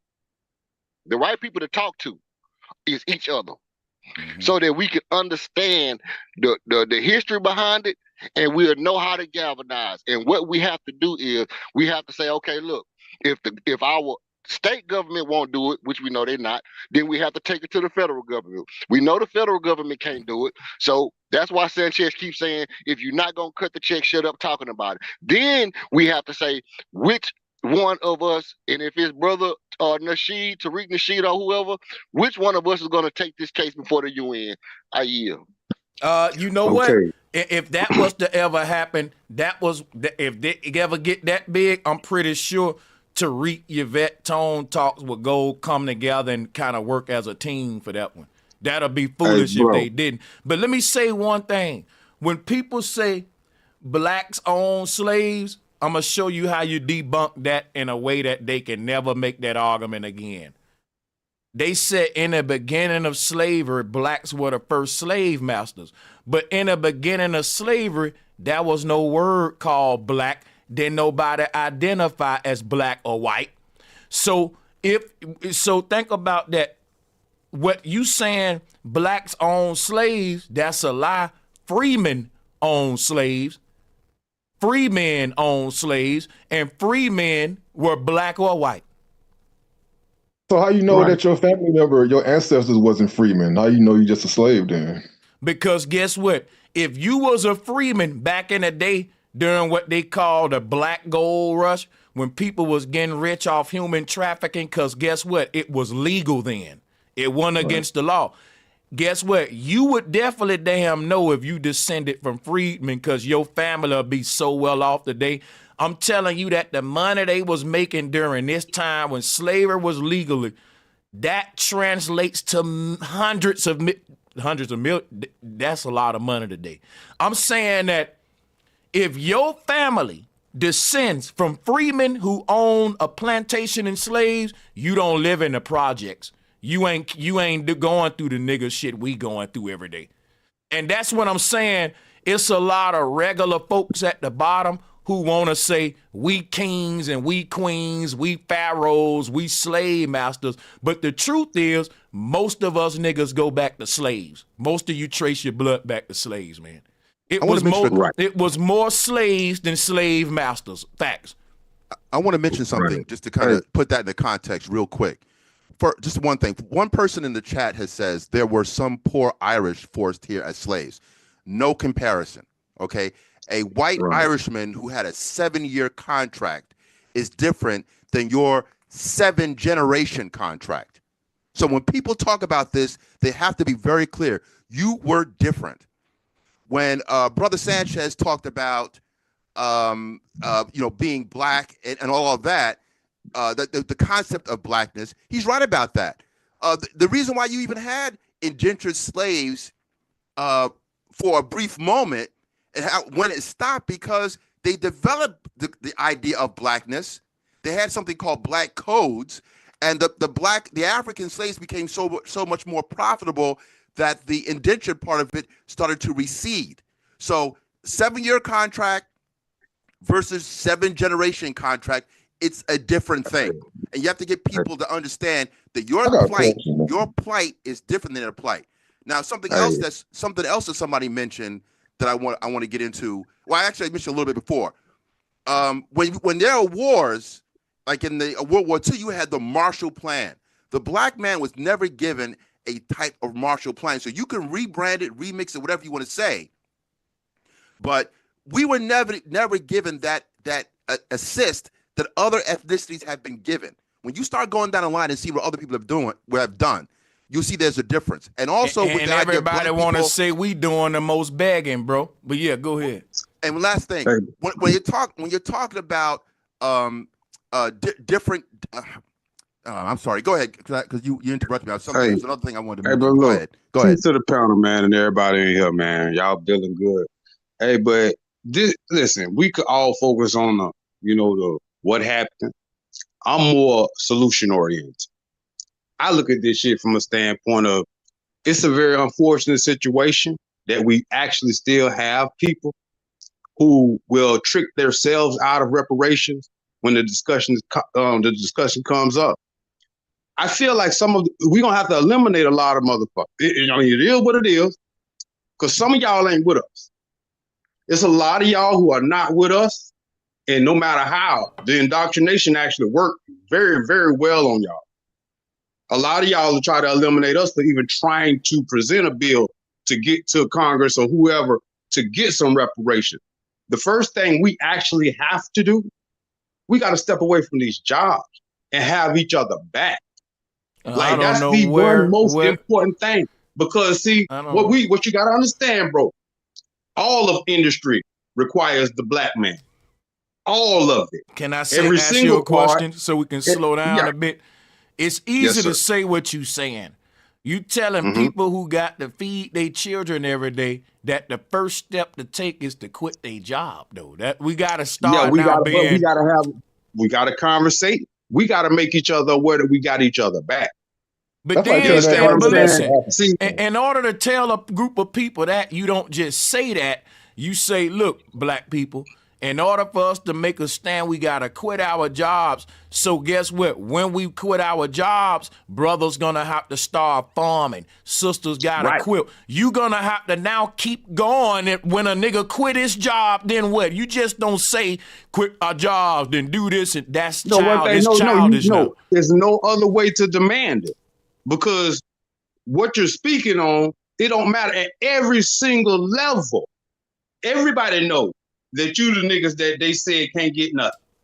At the UN level, at the federal level, at every single level. So no matter what y'all been talking about, none of that shit will work. The only thing will work is if we come together. No, we just got to come together. The one thing the world has never seen is the black people in America actually working together as a collective. At no point in history, you always had sucker niggas. You always had boule niggas. You always had Prince Hall Freemasons. You always had the niggas in the fraternity, the secret keepers, the gatekeepers. You always had these people. They will always exist. So the only thing we can do as a collective mindset of motherfuckers that actually want to get something or demand something, we got to stop doing the shit that they already, you're a slave doing the job. They don't give a fuck how you feel. Because guess what they know you're going to do? You got to go punch our clock. Yeah, fuck all that good talking and talking and talking. You got to go back to our job. Work for my corporation. But I don't understand how, okay, put it this way, right? Let's say every black person quit their damn job tomorrow. Guess what's going to happen? They just gonna say, okay, guys, go ahead and open up the gates and let's get some of these cheap laborers from South America and let's open the borders for workers. You got to think about this, right? They don't want that. Hold on a second. But yes, they do. There are. This is what's crazy, right? Don't you know that black people are complaining right now that immigrants are taking our jobs from us, and that's why they put Trump. Want the job. Brother, can I just talk for a minute?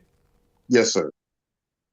Black people are complaining that they're taking our jobs away, these illegal immigrants, and that's why Trump, one of the reasons he won. So you telling a group of people who fighting like a motherfucker to keep their jobs to just quit them now. When to vote for the people, you telling them to fight against Trump and all these politicians, quit your job, when these same people voted for these people to preserve their job from illegal immigrants.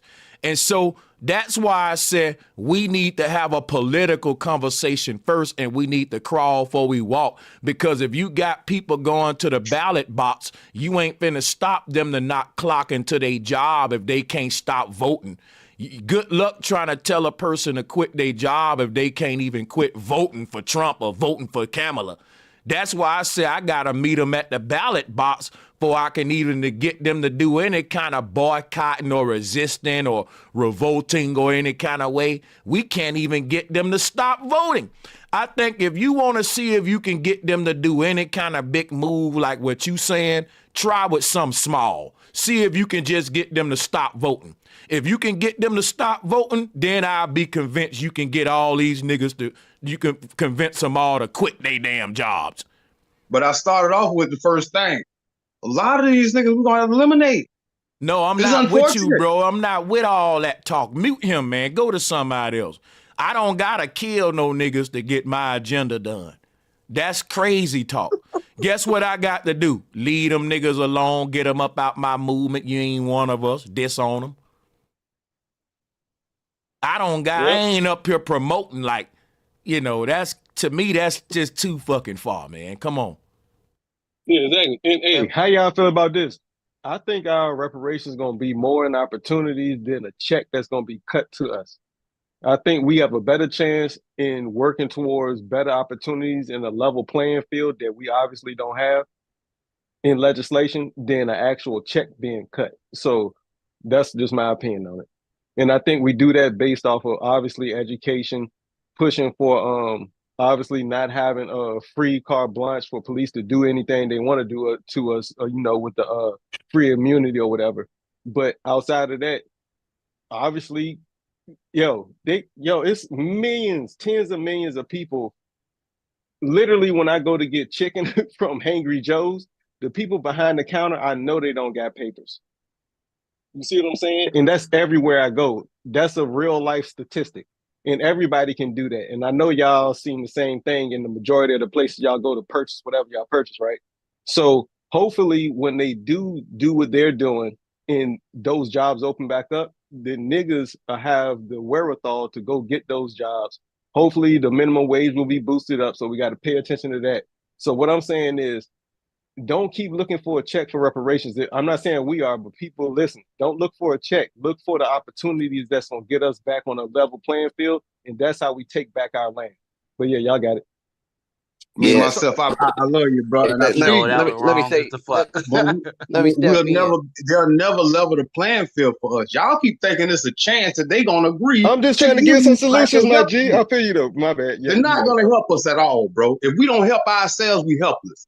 Yeah, you're right. I know that. I feel that. But hey, we still in this war though. We gotta fight one way, or we just tie our hands behind our back. We keep trying this shit. We trying, bro. Don't you see all these little small That's what I'm. niggas? All right. So let me ask you a question. Say that. Let me ask you a quick question. Two people in. All right. Let me ask you a quick question. Let me ask you a quick question. So what is the solution then?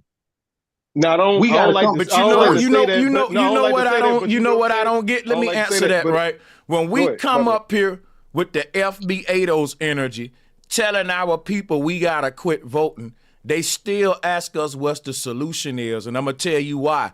They don't see the lack of an action as a solution. In other words, we've been trained that activity means progress, and ain't nobody never taught us that you can run in circles. That's activity, but you ain't getting nowhere. So my whole thing is like, people think just because they making an action, man, I wanted to vote it. I did something that we making progress. And sometimes it ain't what you did. Sometimes it's to withdraw from actions. That's the biggest revolutionary act. So when I say don't vote, people will still be like, but what's the solution then, man? If I can't get my vote to the Democrat or the Republican, what do I do then? Nothing. Don't vote. Just do nothing. But that you mean don't do nothing? Sometimes that can get you the most progress. That's what we learned with boycotting. See, and I may have came off as a little extremist with my rhetoric, and I appreciate you, bro, because you basically said what I was trying to say. We got to stop participating in the shit they keep telling us we need to participate in.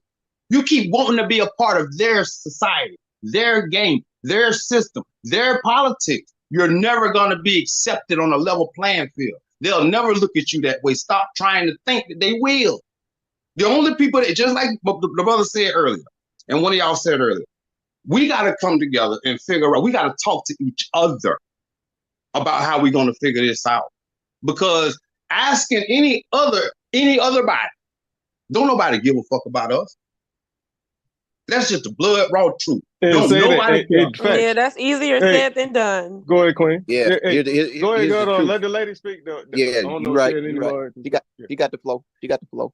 Oh no, you're good. Y'all keep going. I was just saying Okay, that's go ahead, easier said Mama. than We want to hear done. what you got to say. Hey, no, let me Let rebut. me chime Say in that after you. real Let me quick. chime Yeah, in you right got after it. you. For sure. I just need a few seconds. You already know. Hey, check it. You still gonna need money to pay for shit, right? Now, I'm not saying that like, and honestly, I'm the one that gave people the understanding on why it's beneficial to not vote. Versus you could vote for Democrat or Republican. I can give y'all reasons why to vote for either one or neither one. I already done that, right? And I told y'all it's like war. So pretty much not voting is not showing the enemy what you're gonna do or what you planning to do, etc. And I'm not saying that our government is the enemy. Obviously, I love America. But what I'm saying is we had to figure out in the system that we already working within, obviously we all paying a Wi-Fi bill, so we already in the cycle, right? How do we take advantage of this cycle and the goal is, what we're talking about is reparations. How do we take advantage of the cycle to get to what we want or whatever our definition individually is for reparation? It equals reparations, right? I'm saying that I don't really want a check. That would be amazing. Give me that too. Honestly, I want both.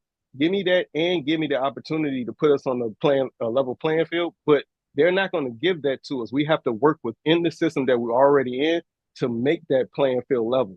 So that's my opinion, right? Right. But So outside of that, no. Well, here's also. I'm not saying anything that either one of y'all brothers just said, Bro Sanchez, or say that because I've already said it.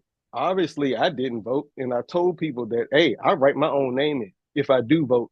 And the only reason I would spend gas to go vote is because of the policy or the proposals for my individual district and county. And so that's it. And because I know what that's going to equal for my 2A amendments, my firearms, AR pistols, etc., right? And tax stamps. But outside of that, we in the system, we working in it regardless if we want to be in it or not. How do we take advantage of it? And I got solutions. I just gave y'all a few. But yeah, I got a solution. I got a few solutions as well. But the problem is, it's kind of like how Trump speaks about this, right? Trump speaks about closing the borders, sending the immigrants out. Well, that's kind of reverse psychology. That's reverse talk to the lands, because he's an immigrant. So that's like when we're so far down the rabbit hole by allowing immigrants to run the land. We need somebody that's actually appointed from the lands to dictate how the lands are going to be operated. So we have all these immigrants, basically all the politicians, they're in from somewhere else, controlling lands that do not belong to them. That is a majority part of the problem. What's the solution in dealing with that? Okay, since we so-called have a president-elect Trump that's going to be in house, and we have so many black people supporting him right now in the background.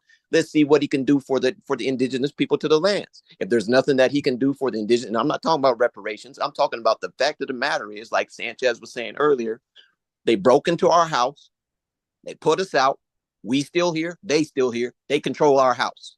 We in the backyard, they in the house while we in the backyard. This is backwards, man. Nobody is pointing to everyone is talking around the reality of the fact that the land has been stolen. And the people that has been stolen from are the people that are held at the bottom. It's obvious that we are under attack by all the invaders that have come in to call this place home. They're all taking resources from the native lands. And I don't want to be a divisive person, because I love all, but we're not getting that same love in reverse. Everyone comes here and gets job opportunities. They work here, they build their families, they're able to send money back home to wherever they came from. And meanwhile, the people that are already at home, the people already at home can't even, what I'm saying, we're at the bottom. I get that's that. not right. So on a moral level, we need people that represent this land to control this land. Hey, look, and I get that. I think we just falling for their plan once we start being combative with other groups. Because if I was the group in charge and I see that the people who at the bottom who own the land got beef with me, I would try to get them mad at everybody else and throw the beef off me. I would try to get them mad at the Mexicans, the whites, the other groups, and I would even give them other groups a little bit more treats than I give them, right? Because them other groups don't own the land. And the people that I'm beefing with, they own the land. They can take it from me because it's theirs. So I would try to throw everybody in between me and them people because I don't really want to directly beef with them, right? I'd rather have them beefing with somebody else than having that heat on me from my direct enemy who know the history. I know I'm the one who took from his people, not nobody else's. So think about this right here, Jason, we're a second. Now, if I steal everything out of me, myself, house,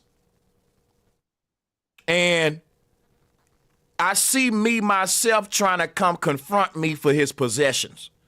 So I say, look, I go to his neighbors, right? And I go to his neighbors and I be like, look, my nigga, you can get these Jordans. You can get all of these, his porno collection. You can get this nigga's computer. You can get this nigga's tuxedos. And I'm going to give all of your neighbors a little bit of what I stole from you.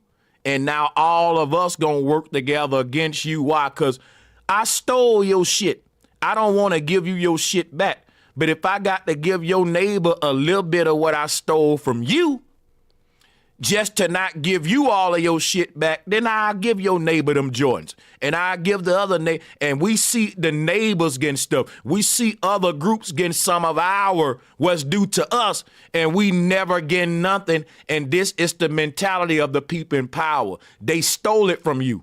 So if they start giving you back any of your shit, they got to give you back all of your shit. They're admitting that I stole it from you straight up, like, and we started the process of giving it back. Then the question would be, are you going to give it all back or some of it back? And we know how the law works. If you're going to give any of it back, you got to give it all back. But what if I can just give some of it to your neighbors and I keep it? I'd rather give little crumbs of it to your neighbors than have to give it all back to you. So when they play that game on our people, we say, man, why everybody else getting stuff and we don't get stuff? Because it's our shit. And once they give it to us, they got to give it all. Hey, that's funny too, because while y'all on the topic of stealing from the land, look at this. The main thing that Trump is talking about doing is stimulating the economy by drilling and fracking and all that stuff, right? That's stealing from the land. So Sanchez is spot on when he's saying the biggest part of this political process, this election, was to say, hey, look, yeah, we might have stole the land, yeah, we might be, secret societies and taking over shit, but we got to go ahead and drill this hard to get the power up and the cost of power down. Something real. So they back at it again. The whole point is y'all missing the big picture of what's really going on. The boule in the way, bro. And bottom line, by these people occupying this land and got a government on it, they got the boule in their pocket. The ambassador that goes to the UN and speak for America is a black lady. Her name is Linda Thompson Greenfield. She speak for us. Boule, bro. You got to understand that these people know who the land belonged to, what they did, and they are paying the boule to play. And the boule is not going to get out of the poor people way in order for us to have any good thing. So it's all about making the right choice, and the right choice is staying neutral, like Sanchez said. It's a neutral choice, because if you vote for the right or the left, you in error. You just gave them permission to kick you in the teeth. That's how this works. One quick thing I want to mention. I want to mentioned something I think someone said was incorrect. They said that whoever it was said that black folks have never really been together on things. That's not really accurate, because you see other groups now, the LGBTQ community. We have to put it that way. They are a community. They have an actual financial infrastructure, right? That they came up off, as so many people have done, if you notice, on the civil rights movement. Or there have been many movements within black culture where everyone knows how to garner things by adopting our template, and then they move along and forget that we ever existed. So we have to be mindful that we did have a Negro Leagues. Negro Leagues was a business, right? You had Black Wall Streets. You didn't have just one Black Wall Street. You had Central Avenue in California. You had Seneca Village in New York. You had a Bronzeville in Chicago. We have numerous black enclaves, but because of segregation, you can call what you can talk about Boulay you want. The deal was that Boulay, lower class black, upper class black, and middle class black, because of segregation, everyone had to be together. You had to go to a black dentist. You had to go to a black doctor. You had to deal with black people.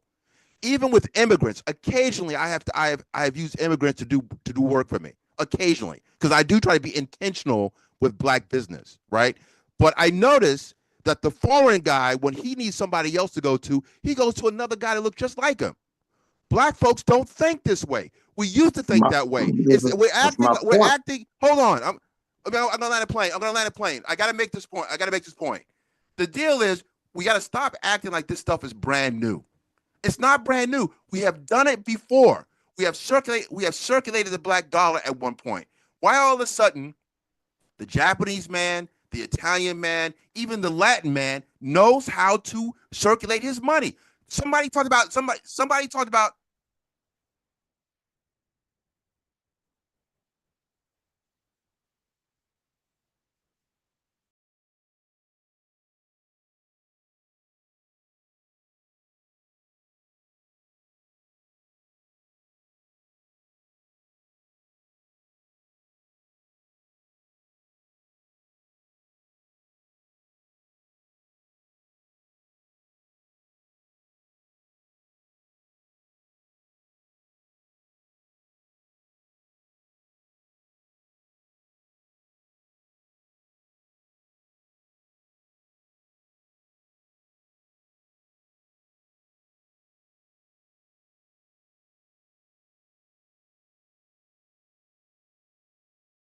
Everything I said, I was muted to the people, but y'all can hear me. Let me just backtrack for a second.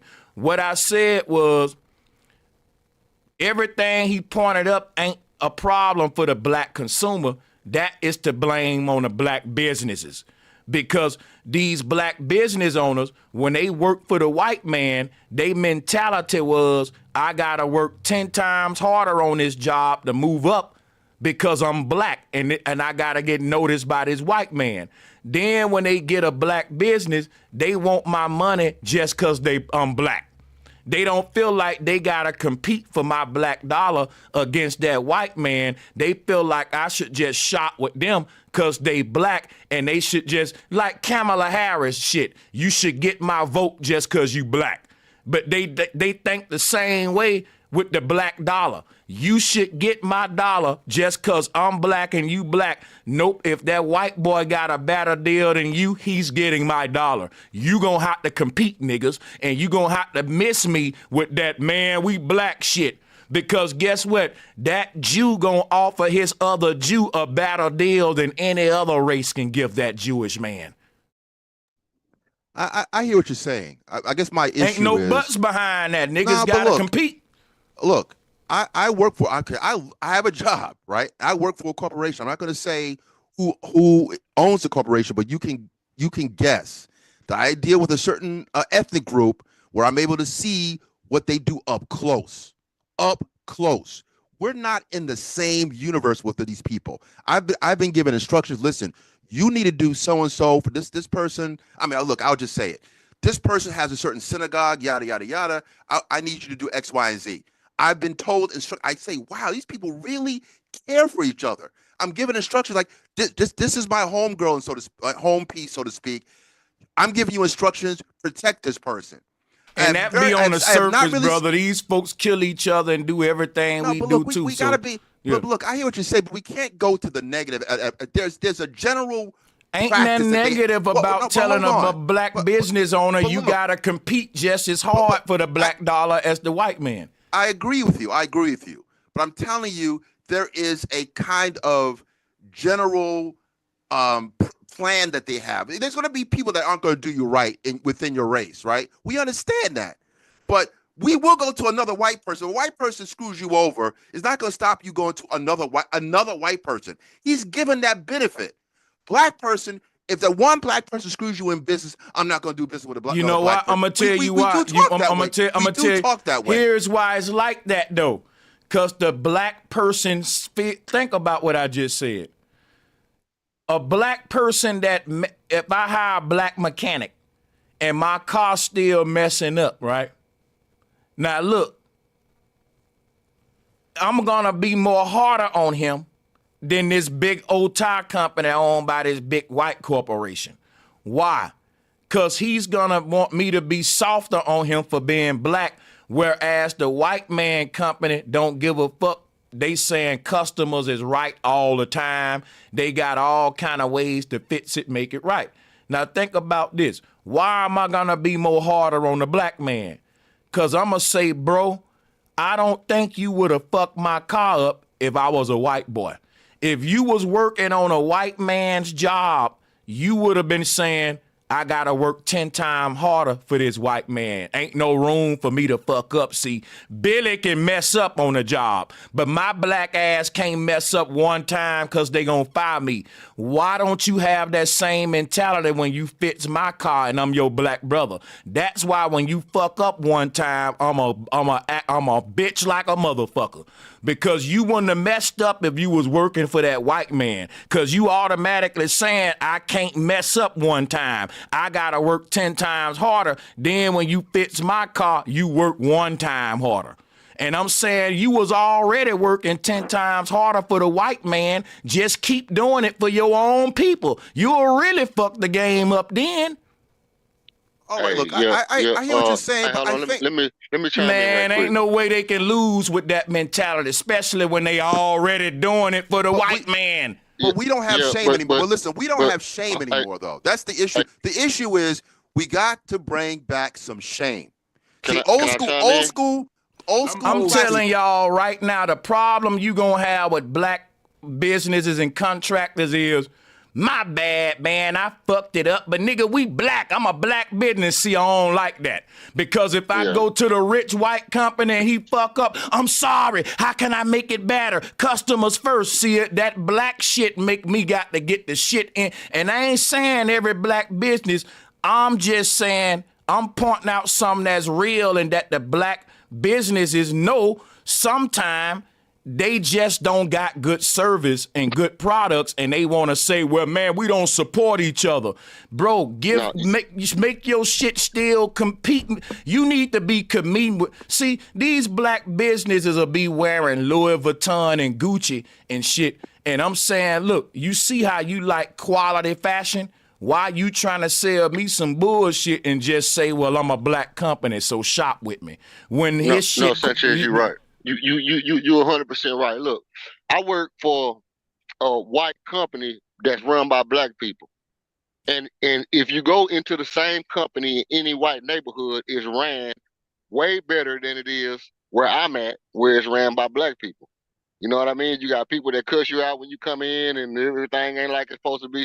But if you go down the road to the white neighborhood, it's the exact same company and it's run pristine. So I get exactly what you're saying. At the same time, I have my godfather is a contractor that does the main highways in Houston, Texas. And he's a multi-millionaire that as a black-owned business that's widely regarded in Texas as a great business, not just as a black business. But I wanted to point to what the brother is kind of what he's saying and why you gotta give credence to what he's saying, Sanchez. I don't got to at all. Here's what the white you person got to compete. You got to compete, man. Listen, here's what. Hold on, let me say my thing. Then you can argue me down, because you don't even know where I'm gonna go with it. This is what I'm gonna say. What I'm saying is that when he was talking about the black dollar not circulating, $46 billion that the black man generates leaves the black community I within know. 6 I'm telling hours. you why though. I'm trying to tell y'all why. Hold on, but just let me finish. Within 6 hours, it's gone. If that money was to start circulate, I get it, man. The infrastructure of what black people did would eventually go up because the quality would go up, the money would go up, and then the status would go up, and the standards would all go up together. But as long as we don't let it circulate, then it's gonna remain stagnant. And I'm telling you, hold on, let me respond to him. I'm telling you, the foundation of guaranteed that this is how Walmart think. Walmart say, we want to make sure that when our customer come here, they keep coming and keep coming and keep coming. Guess how Walmart do it? They give you low prices and good products. Simple. It ain't hard. They drove Kmart out of business because Kmart's selling point was, we are American owned. And people don't give a fuck if you saying I'm your people and all that. Your price is too high. So Kmart had the mentality you got, where they were saying, well, shop with us just because we're an American company, right? And American people ain't loyal to America when it come to their money. They loyal to their children's money and them saving money to feed their children with, bro. And that patriotic shit proves that if you try to guarantee a customer to come back to circulate a dollar by just being loyalty just because I'm one of y'all, you setting yourself up for failure. I'm telling black businesses how to think so that we can ensure that when a black person come to your store, they don't say, you know what, I just bought that shit because it was a brother, but I ain't going back. Because tell the truth, how many of y'all bought something from black people and you was saying, I'm just supporting? You didn't even really use the shit. You didn't even really, it was like, I ain't really want this shit. You know what I'm saying? I'm going to use this white man lotion. I just bought this shit from this nigga to support the black business. Now, I know that sound crazy, but I'm saying it's because most of the time you know you getting some bullshit.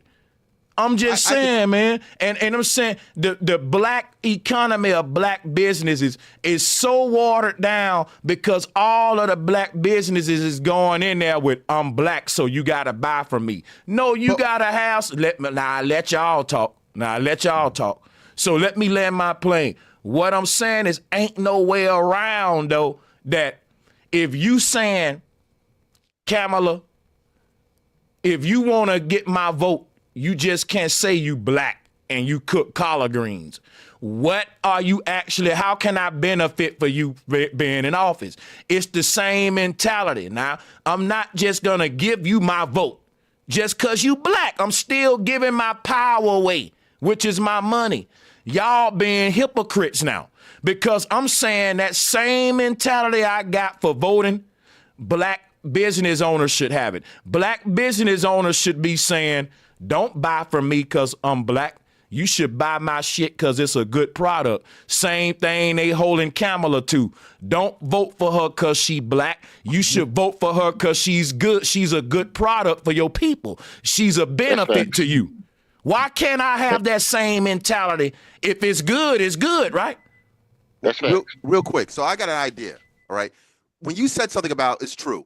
There have been times where I will patronize a black business because, okay, you know, I just want to do it because it's the right thing to do. But there's been a flip side where I came across a brother or a sister that really did something I really liked. Now we have to be honest. There are black businesses where they say, oh wow, this restaurant is banging, or there's things that really made me go in because not only were they black, but they were doing something that was like, oh, this is really a cool thing. This black thing is kind of cool. I'm all over it. So you can't sit there and say that, you know, the black there's a negative black thing going on, and I don't want to deal with it anymore. There's a flip side. Well, yeah, there's been things that have been black, and we gravitated toward it. He said it's not all black.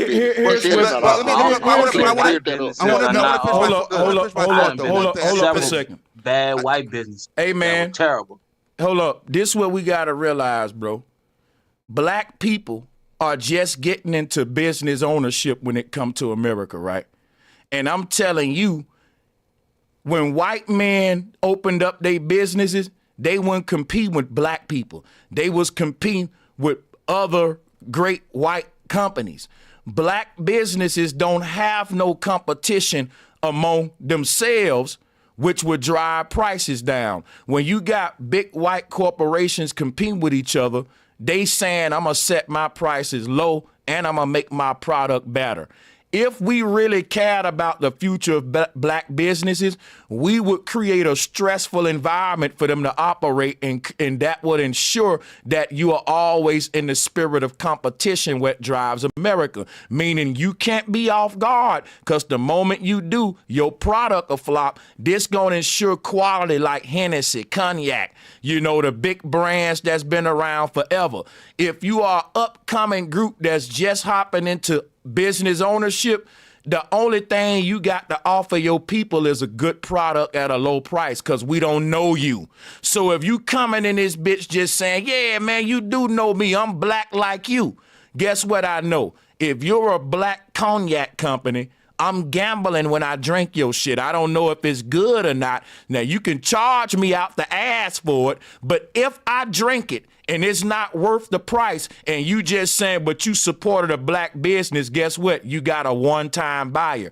I'm going to buy your shit one time, and then I'm going to keep buying and drinking my Hennessy, because it's a quality product, and he ain't saying, I'm just a black man, so buy this shit, right? So I'm saying I'll support black businesses, but that's out of, man, I'm feeling sorry for you type shit. And I'm saying most of the time is like that, because black business owners don't gotta compete. Where we thrive at is soul food restaurants in the South. But listen what I'm telling you, where we don't thrive at.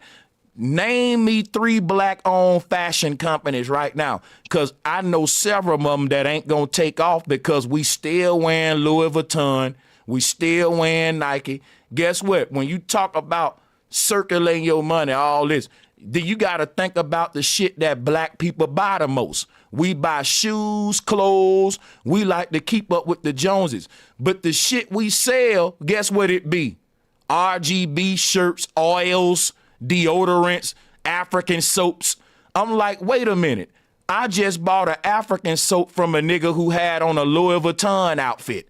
How are we going to circulate our dollar over and over again when I bought an oil for him that I'm not going to use for him to spend the money on a Gucci shirt with the white man? See, you missing my point. My point is this right here, bro. We don't market the shit to our people that we actually use every day. And that's why we don't circulate our dollar, because we want to make some quick shit I can sell at a stove booth in Harlem somewhere. And I'm saying niggas ain't buying incense every day like that and shit like that. This may sound harsh, but I'm telling you, when I'm telling you this right here, man, and I'll land to make this brief. It's sad, but it's true. You gotta compete. You gotta work 10 times harder, black man, when you open your black-owned business. You don't drop your guard on your own people. You don't say, I'm gonna work 10 times harder for the white man, but when I start my black-owned business, I'm gonna be mediocre and just say, man, you supporting your brother. That was my whole argument. Y'all trying to make it something else.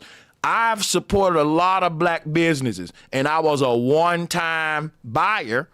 One, because they sold me something that it wasn't good, or number 2, guess what it was? Every food that I eat from a black restaurant be up in the high places. That's one thing we do got is soul food. But check this out, though. Number 2, I buy some from black people that I know I'm not going to have to buy again, like a red, black, and green headband, like a Nipsey Hussle t-shirt. I'm saying that we be selling little bullshit saying, why don't the dollar circulate? Because think about it. You got to buy toothpaste every day, don't it? Niggas gonna go and get fly every paycheck and get a new outfit, ain't it? We don't compete with things that we consume. Like niggas like to wear Louis Vuitton. So if you say, why don't the black man support this black-owned clothing company?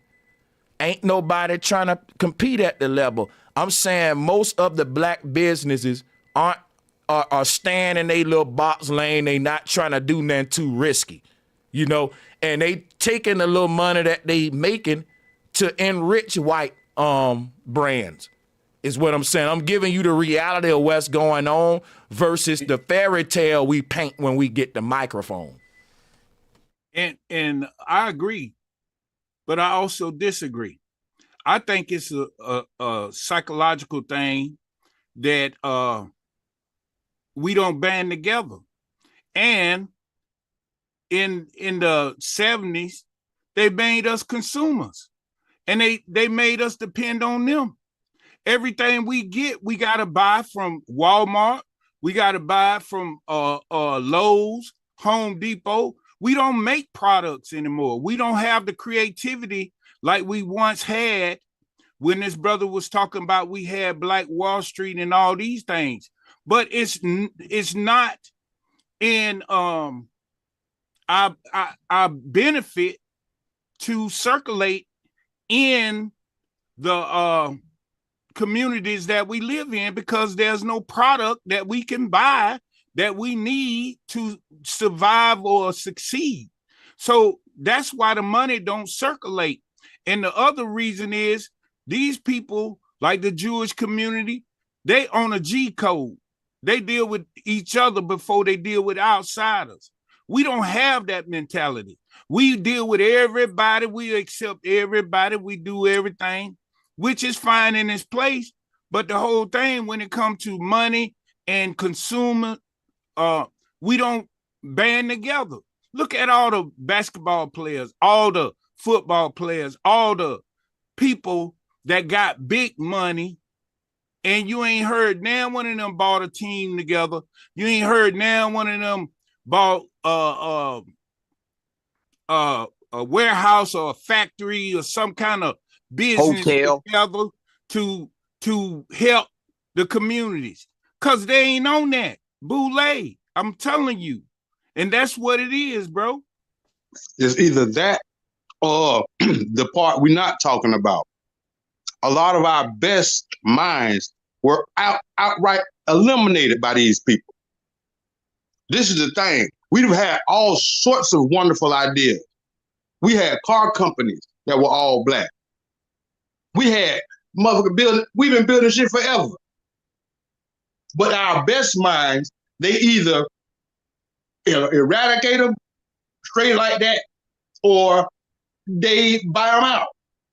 Well, it's mostly buying them out, because if you think about it, all the scientists, all the doctors, all the physicians, every teachers, they got to go to their colleges. They got to go to their institutions. They don't have institutions. Right. Well, we do have them, but it's ran by the corporation. And when they spill out bourgeois people that don't know how, well, they know, the boule know how to get together and put their money together, but it's the poor man. And the man that is, to me, it's a mindset. And you know, don't get me wrong, I don't consider myself impoverished. I don't consider myself filthy rich, but I'm good. And the thing is, I did that because I changed my mind. And I think that's where our problem is. We thinking checkers, and they playing chess. And first of all, you got to remember, Sanchez said it earlier, that we wasn't even thinking about no Republican or Democrat when they first invaded. We wasn't even on that level of thinking. They taught us this society. They taught us everything we know, and it's backfiring because we are not equipped for this BS. And the things that when we get equipped for it, we run away from it. Know thyself is the best way for the people. And when you know thyself, you will know that you can commune with people and then you can build something. If you don't know yourself, you're going to be out here running astray. That's the problem. We trying to play a game with them that they created. We got to root out our inferiority.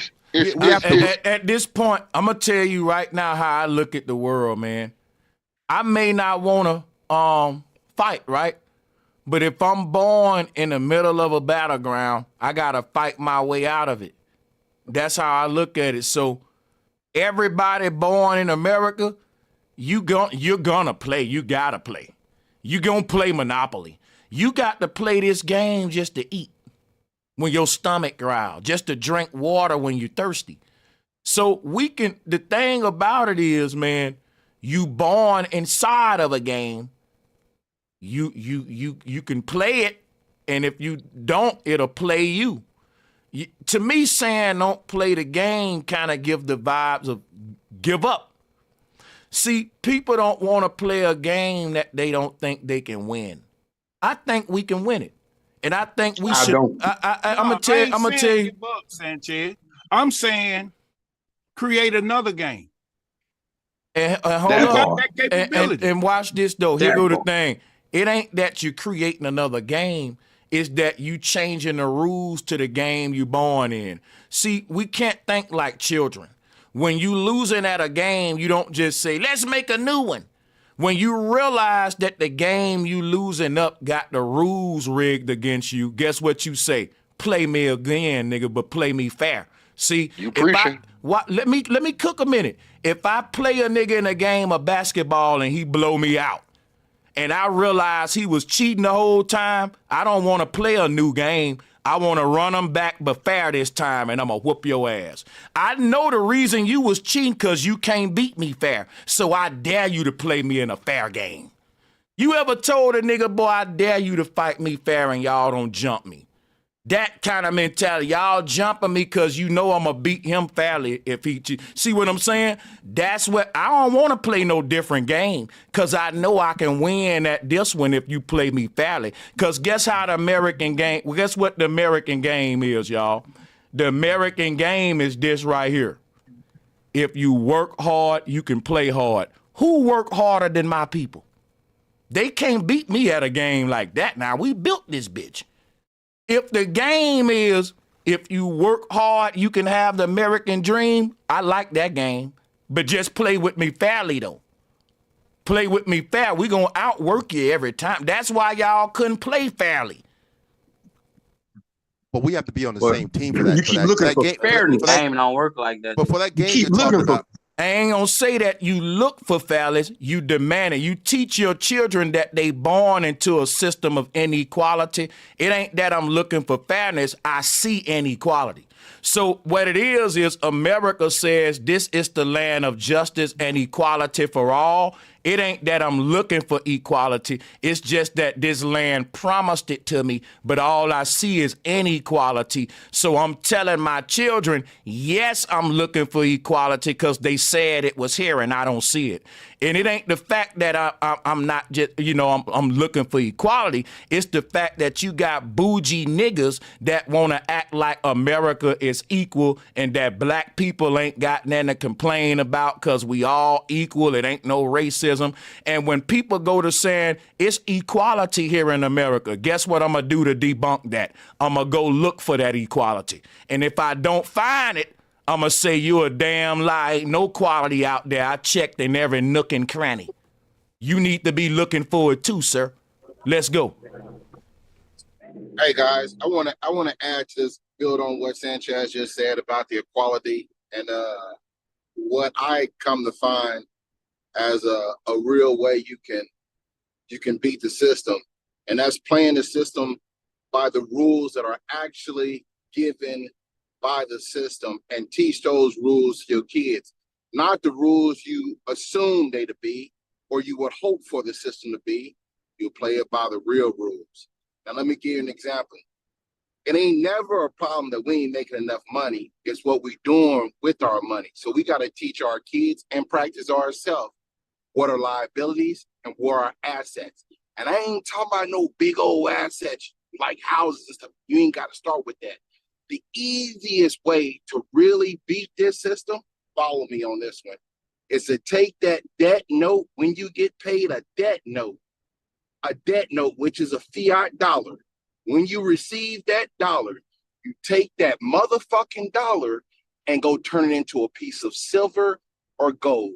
Everybody makes enough money to do that. Stop buying your fucking Louis Vuitton. Stop buying your bullshit. Stop buying jewelry. Stop buying 14K, 10K jewelry. No, go get you some. Right now, as we speak, I'm riding on the passenger side of me a kilo of gold because I'm taking it back to the pad. A kilo of gold, $91,000. You said gold. Because that's the real way you beat the system. You take that and you turn it into real assets. But that is a different kind of asset. It's real a real assets is land and real estate, though, not metal. Pause. Real assets is gold and silver, bro. It's Gold the and longest silver, known. brother. It's the longest known Gold and real silver form of come Can out I of the see land. that gold? Can I see that gold? Can you see it? Can you turn on your camera or something to prove that you had that gold right there? Why nigga gotta Yeah, prove for that? sure. No. Just go get you Hey, some gold. hold up. No, Bitcoin better than gold. Look. If I make a statement, hold on, I can back up a statement. Give Nigga me always gotta Can I prove just something. Can I? No, it's fine. It's fine. I understand that, and I respect that. I respect that. Give me 2 seconds. I'm gonna say this, man. This is my No. okay. Give me 2 I'm gonna give you your Just give time me- while I speak, and you just come in when Yes, you're ready. sir. What I was saying was this: the man said something about gold. Now, most of us may say, I ain't gonna ask him to prove it. How I feel as a man, once you say something, if somebody do request proof, you can't be arguing with them like, why you want proof? You gotta be willing to put your proof up. Now, everybody may or may not request it, but if you say something and somebody just so happen to say prove it, you better do it. And you better not look for a way out of that. That's my advice to all men.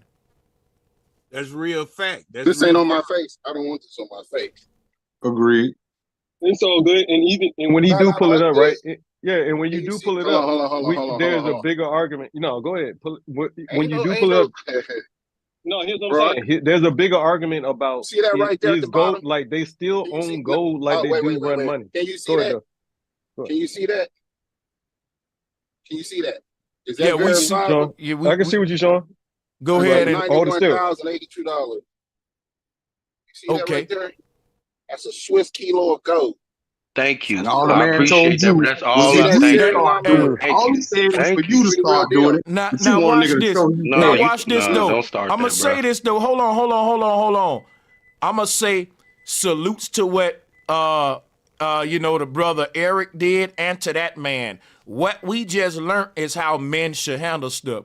As a man, if you make a claim in life, you should be willing to prove it. If somebody, all that, I don't gotta prove. That's gonna help me, right? with my mentor. So- I can believe you now. So You right see what I'm now, saying? now That's watch this.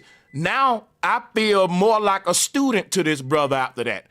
Versus I hear what you saying and you making sense. Now I feel like, oh shit, I need to come to him for advice and shit. Like it's a more humbling experience with the proof. Now I didn't need the proof, but it just increased this brother's status. So that's what I was telling. Say that both of them did right. Hands clap to both of them. Yeah, that was All good. that was man shit. That was good work. Yeah. That was good work. And that's what I'm saying. We shouldn't feel a kind of way when a man acts, show and prove, and the brother step up and prove. That's They what we did that. should do. You know what I mean? Because the simple fact is that has built trust in the whole panel and the people in the chat room about Matt. You get me? Yeah, shit made me feel a little better. I'm like, well, Yeah. damn, I need to, So- I'm definitely finna go try that. Whatever it is, let's go back to the voting shit. You brothers ain't gonna believe this. Hold Okay, up, bro. I mean- Let me say this. Yes, we will. Back to the voting shit. If you would ask Trump, what you gonna do for us, Trump? He said, I'm gonna do this and this and that. Okay, well, prove that, Trump. Could he prove it? Hell no.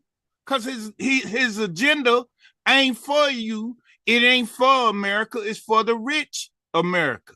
It ain't for us. The rich get richer while the poor get poor. Yeah, and I'm gonna tell y'all something real quick right now too.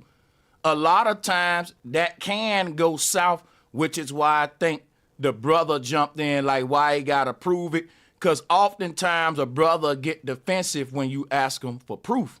And he didn't want to see it go left is what I think. But the moment that brother was like, oh, I got you. I was like, oh, shit. This is what's up right here. Yeah. Hey, He ain't y'all got like this right here. Check this out. The money from this gold bar come from Trump stock right before he got voted in. I made $112,000 on Trump stock that I have been holding. So we know that this brother, if anybody get a pass, if anybody get a pass for voting Trump, it's that man. I didn't vote him. Listen, bro. I didn't vote for Trump. I didn't vote for Trump because there's a lot of things that I didn't vote for him. It was I didn't vote at all. And I got a degree in politics. I didn't vote at all. I wouldn't dare vote. Wow, bro, that's crazy. Yeah, I didn't vote for Trump. I just knew how to. I just played it. And anybody else want to get rich, get in on it while it goes down, and then you'll buy right before you get inaugurated in because it's falling again. That's real talk. Easy money. That's easy money. Yeah. Easy money. You smart motherfucker. Each one teach one. But here's the deal, though. The moment he get inaugurated, or the day before he get inaugurated, or 3 or 4 days before he get inaugurated, once you make your profits, you sell that shit. Because pigs get fat, hogs get slaughtered. But what were we talking about? Yeah, back to what's real assets. So one brother said real estate is real assets. It's what's real estate that makes. Well, that's a fact. It's obviously real estate. But see, here's the thing, though. Not everybody have real money to go get real estate. And there's ways that they can steal your real estate from you or make your life more difficult when it comes to real estate. Now, let me give you an example. Like earlier today, if the system don't like you, the system can do what's called put code in your life. And me and Charleston White got, I'm gonna leave it alone because it may be considered, slander at this point. But I mentioned some stuff to him before about running for office or some shit like this. And all of a sudden, because we're both from the same networking area, and all of a sudden I had code in my life after that happened. So, because that's just the way it happens, bro. But anyway, long story short, they can put drama in your life in ways that physical real estate and things like that can become problematic. But if you buy some gold and silver, the moment you buy that silver for $30 or $33, that's yours. And you took in that fiat note and turned it into real money. That's out of the system. That's no different than you putting it in a wall, or that's something that ain't never going, like you set a marker of no matter where the world go, it can only go up. No matter where the world go, this is where you start at, period. This is your starting point, period. Right. That's all. And it's worth something all over the world. Gold, you got to convert it back to money. You know what I'm saying? Real estate, you can grow food. You can dig for gold. You got water underneath that shit. You can live on it. You can even make your own laws with real estate. That's really the solution. That nigga got a better solution than I came up with. Well, buy real estate, and then you can create your own jurisdictions. Your I was ready to eliminate some of these now niggas. watch this. I'm gonna show y'all something. Without real estate, you can't do none of that. Matt, let's talk to him about real estate, right, Matt? Most people think, watch this real quick. Most people think McDonald's is a food company, but they're a real estate company. I'm sure it is. They own a piece of real estate and all of the most expensive real estate in the United States. But besides that, though, this is what I'm asking you.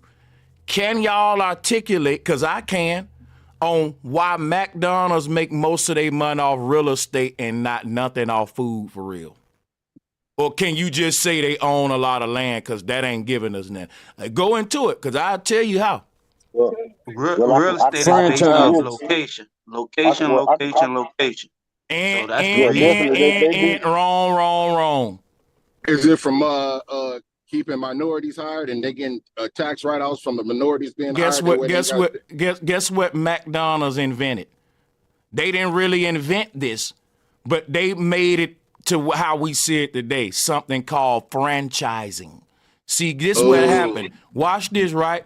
McDonald's don't sell food. They sell land to McDonald's owners.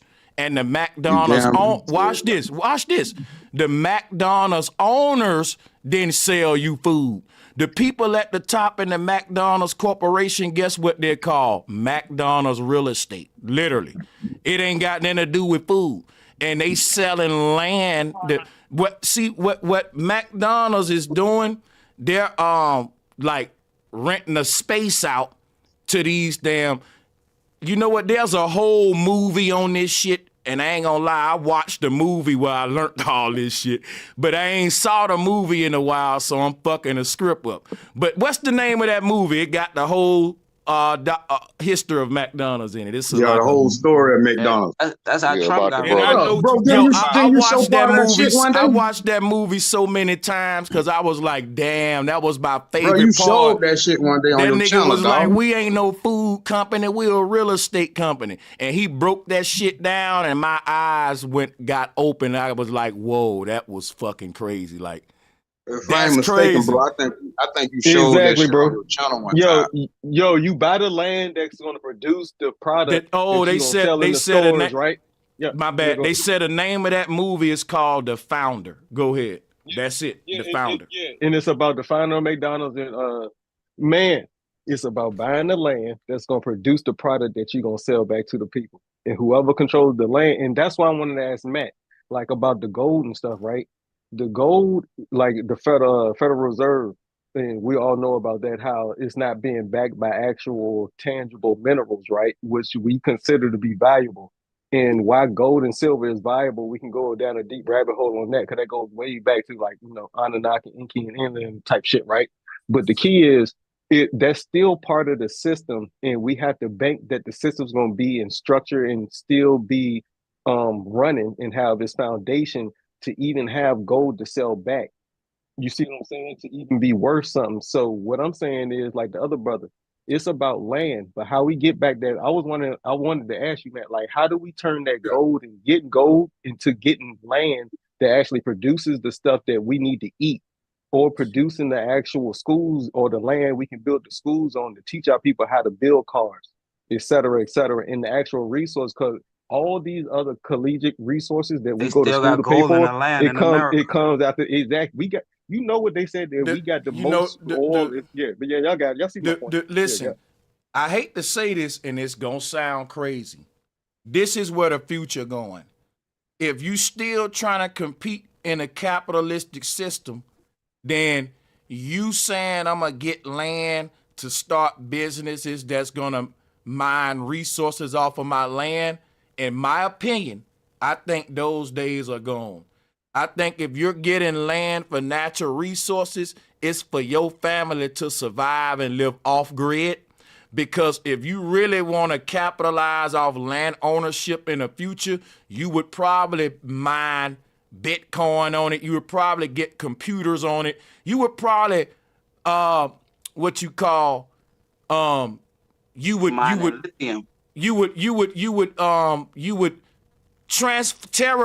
that land to serve a more technological purpose or other than natural resources, because with natural resources, they're being consolidated by Coca-Cola, Pepsi. There's a few corporations that own basically, that's going to be responsible for distributing food, clothes, and shelter to the world in the future. They're consolidating any competition when it comes to competing with oil, gases, water, with natural resources. There's however, a new system coming into play of technology that's new. It's like the gold rush, to where if you do got land, a lot of people with land is saying, listen, I don't like the way the world going. It's getting too technological. So I'm going to keep my land and my family in case shit hit the fan. My children they can grow their food. They got a well. Because you trying to really use the natural resource. You can bottle water out of your well. You making grow a certain fruit to try to sell. But with Monsanto and everything, them days is over. They've been killed the family farm. People don't realize we're in the end times. And we still talking like we got so much time for like the whole natural resource shit is gone. That ended with the 40s. That era is ending right now. We going into a digital world where people ain't gonna be mining gold. They're gonna be mining cryptocurrency, Bitcoin. It's gonna be a new, and your land gonna have to ask a question. How can my land benefit a modern technological futuristic utopia?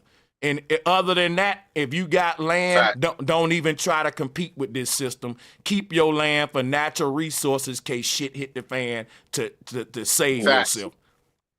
Let me let me chop it back up because he was talking about my point, right? Now here's the thing. The way they get these type of advanced technologies, like the one I'm on right now, the iPhone or my Samsung, is based off of getting these natural cobalt minerals, etc., from these pieces of land they go to war with, or these proxy wars they cause around the world, right? Allegedly speaking, But so it's literally in the earth where we gonna get our future technological prowess from. So I just want to throw that out there. But y'all got it. And Shout out to America y'all. has these minerals as well. We got the most. We got the most oil and everything, man. It's going to be booming. I'm telling you, quantum leap. I hope, and I hope we're a part of Hey, this remind me of that conversation with Bill Gates. He started Microsoft, but now he's like, the largest private farm owner in the country. So it kind of make you think what he doing with that land. Man, That's a good question. Where Bill Gates been? I wonder what part he gonna play in this new administration. That's a good thing to bring up right now. But yeah, I'm gonna look that up too. Yeah, shout out to y'all. He gonna turn Bill Gates gonna turn all the farmland into soy farms because they finna start making all the food with soy. Yeah, so you ain't gonna have no real food no more. And the Chinese buying up over 80% of the farm. Yeah, China own damn near 80% of America. Of the world. Hey, look, I was gonna say this earlier when we was talking about the, black people and their business and stuff like that. One of the biggest problems we have is that these other entities are able to import and manufacture their stuff hella cheap. So when to go into business, we already at a disadvantage because China, some of y'all who travel, if you go to places like Belize, my kids, mama's from Belize and I spend a lot of time out there, or you go to Jamaica or Haiti or, any of these islands, Africa, you will see that the majority, like they say, white people own it. We were talking about this the other day, that white people own the world. White people might have conquered the land, but China owns the country because China imports all the food. China buys up the stores, imports all the food, and even though the white people are the people who conquered the land, China has the biggest economic value in the land because they bringing in all the imports. So in every neighborhood, you see China buying up land from the people and putting people in political office because they're importing the food and they making all the money. And it's the same thing starting to happen here in America. Watch what I'm telling you. Where black people biggest problem is we don't own grocery stores, and the reason when we try to own stores or Africans come here and they try to open stores and we're not able to do it because we don't have imports that we able to import from Africa, and whenever we do try to import something from somewhere, the taxes on it is so high that our grocery stores fail.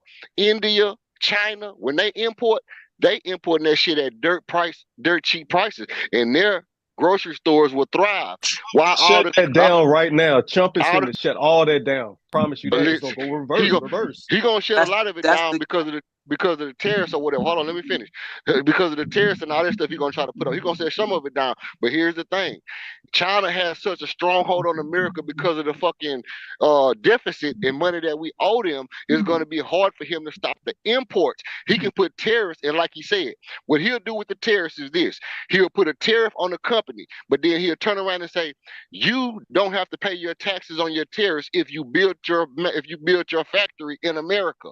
So that's a way for them to bypass the tariff, but it's still giving money to them when they import out of America. So it's a stronghold on the when we talk about resources, the biggest resources are human nourishment. So when we talk about resources, the biggest resource we can contribute to, while me myself is always talking about land, and I'm always talking about land, is it's a stronghold on it, But if we're able to get land to where we can start to produce, this is how we'll be able to put ourselves back in a prominent state, because we'll be able to produce and farm, and then we'll be able to have an HEB. HEB is the biggest out of nobody who from Texas.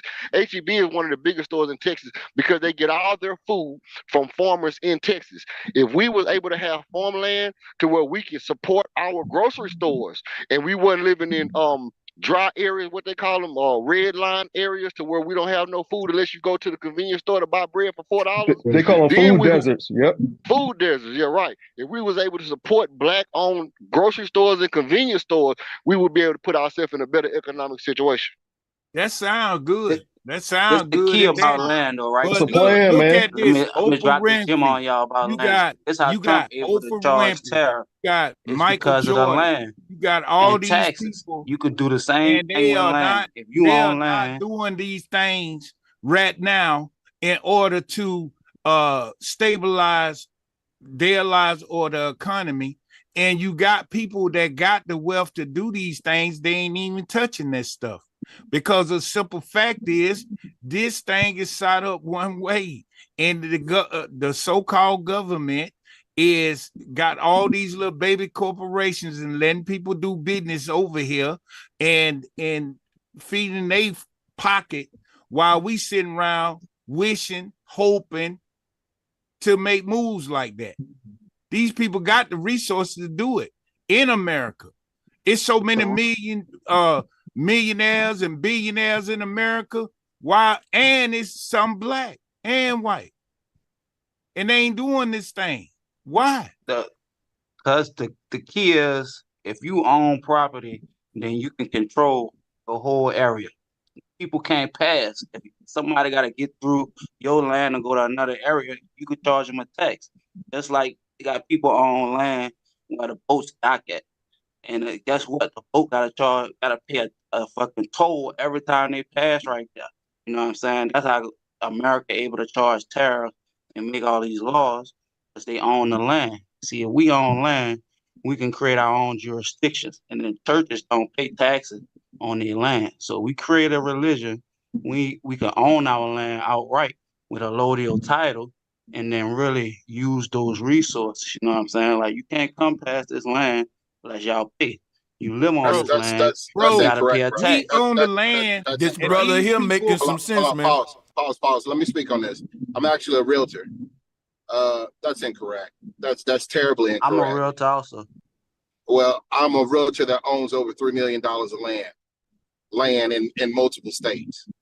That's incorrect information. That's just well, you would know that that's incorrect information. And I'm not trying to debate about that go part. ahead. Correct me then, and let's battle on. I'll be I'm a loan officer too. Let's be specific. Matt, go ahead and break down the real way that work as far as owning the land, religion, and all that. Okay, so land is broken down into lots, and all land is subject to the municipality that it's subject to. So if a land is inside of a what's called an ETJ, unincorporated land. Well, that's a little different, but there's small section and you messed up. You fucked up. No, let me speak, little brother. Let me speak, because I own unincorporated land. You still can't start them. Unincorporated land is still tied into the ETJ of the municipality that's closest to. You can't just start no coal. You can't start no. You can't just. In fact, if you have unincorporated land, which is unincorporated by what you can do on the land, basically you can build a shed or you can build. Those are still there's still bylaws that's tied into unincorporated land. I know this to be no. Look, unincorporated there is no land that is not under jurisdiction. Who do you pay Yeah, your taxes it's zoning laws. It's zoning law. They still have zoning laws. Pause. We'll get to the bottom. Let's get to the bottom of it. Who do you pay your taxes to? Are you paying for county? Are you paying for MUD? Are you paying for city? Are you paying for what county are you paying your taxes to? Because even though you're unincorporated, you're still subject to the laws of the county. Everybody gets a piece of the pie. Get around that way. Religious institution, and if you got a allodial title, you don't pay taxes. Yeah, but then if you got a religion, what are you trying to get the tax? Are you trying to get a tax benefit from the religious institution? Religious institution are tax exempt. Are you going? Oh, so now you're using you the don't know that, right? So wait, no. Now listen. So now you're talking about filing what is it, 503C(b)? or whatever it's called. Now you under catch up. all the laws. Now you're talking about the Catholic laws. You're under the laws of That's how this Catholicism. whole You can't country was you can't even created. practice, but you can't practice what you want to practice. What you talking about? You You create didn't your know own that. religion based off of that. You don't have to create. You don't have to be a Catholic religion. There's different levels in voting. There's local voting. There's Then you there's can vote your voting own still goes politicians on. in.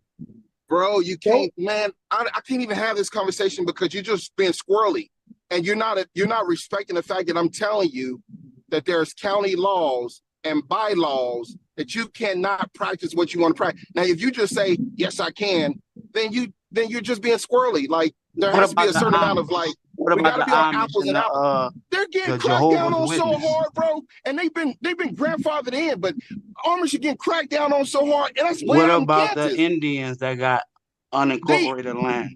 There ain't What are no you talking about? unincorporated They land people given to the already doing Indians. it. They No, got no, no, no, systems no, in no, no, no, place. no, no. Let's talk about these one by one. You're You using were saying words, what bro, you and saying. you're running. I'm giving you You the were facts. saying I got You're like a partners track star, bro. that's doing this. you got white You people got Let's different take these head up one forms of by one. citizenships and everything. I own Hey, one Indian mic, land. man. One mic so You're we get some wrong. clarity, man. Hold up. Let these two brothers have an exchange. But what these two brothers got to do is go one at a time. Go ahead, because, yeah, I think Go that ahead, Matt. Go ahead, clarity Matt. can You're come right. out of this. Go ahead. Yeah. Listen. You can't just give a point of view from 50,000 feet and then not being willing to explain that perspective. Like if you say, what about the Indians? And you better know something about the Indians if you're going to give that perspective, because I do. Now, what do you mean by I do what too. about the Indians? Go ahead. Let me. What do you? Be specific. Indians have land with casinos on it. They don't pay tax on. They got property on it. They don't pay tax on. They got their own laws that they vote on. Their own politician. Their own council. On You the can do the reservation. same thing. No. On the Let reservation. me. And if you go into the definition of a reservation, it'll tell you everything that what you just said. They're the specifics of where they can do that at, and that's been around. But they were giving these reservation lands back in the 1800s, bro.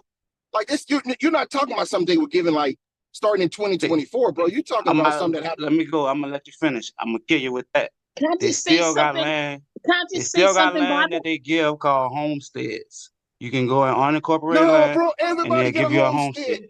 Oh my God, bro. You I'm are killing you, bro. I'm bullshitting, bro. killing you, bro. You a Homesteading is real what you estate do to agent your now. property. Listen, let me speak now. Homestead is what you do to your property when you purchase your property. If you own a property, you want to pay less taxes, and you tell the government this is the only home that you will stay in for the next 2 to 4 years. You can homestead that property. No. That's Not what what that is, homesteading bro. is. That's no. I'm gonna tell you Oh what that my is. God, bro.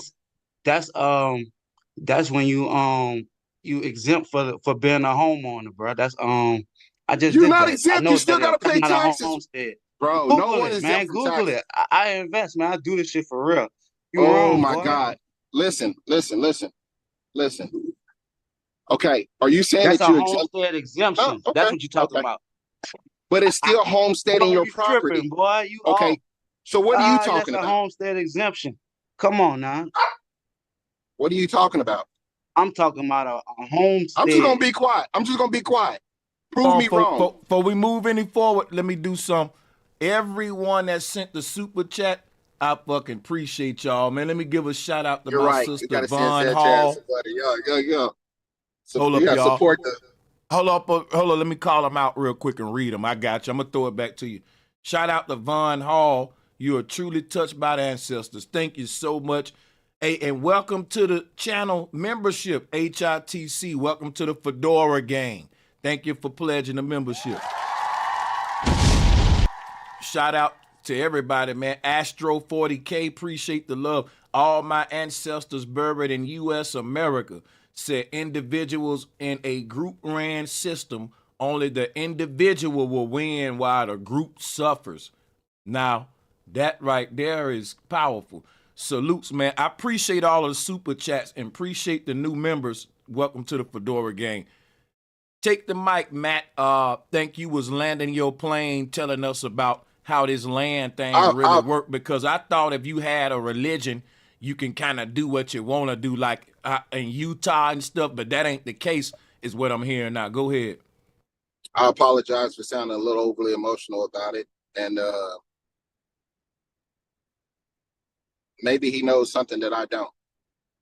I know that brother. that was tried in Waco and didn't pan out well for the people in Waco. So I don't know. I know that the brothers who are Israelites out in Pastor Dow, and they're building their situation out there. So maybe I'm incorrect. Maybe this brother's correct. They got forms and everything out there. Maybe I'm incorrect, but I know they pay taxes to someone. So, but maybe I'm incorrect. Me personally, I will have to say Matt probably right on this one. I don't think the other brother just 100% wrong, but a lot of our people think like if you got land and you start a religion on it, it's kind of like this form of sovereignty that you can kind of do what you want on the land and all that shit. But it ain't like that for real though. They got so many rules on how high you can build, how low you can dig, and all kind of shit that this misconception that you can just get land, start a cult or religion and do what you want. But yeah, it ain't really like that. But I know it's better than not having the land. No, you do get perks and shit. Like the Freaknik is on private land. And the police can't come and stop niggas from buying coochie, doing all that. But it ain't like it's illegal. It's just that, it ain't like it's legal on the land. It's just that it'll be illegal for them and infringe on private property without permission. So the law authorities can't go on the land to verify if there's a crime or not. And I think it's kind of like that. I may be wrong, but shout out to Demi with the super chat. I don't know how that worked though, but it's interesting. Sure. Yeah.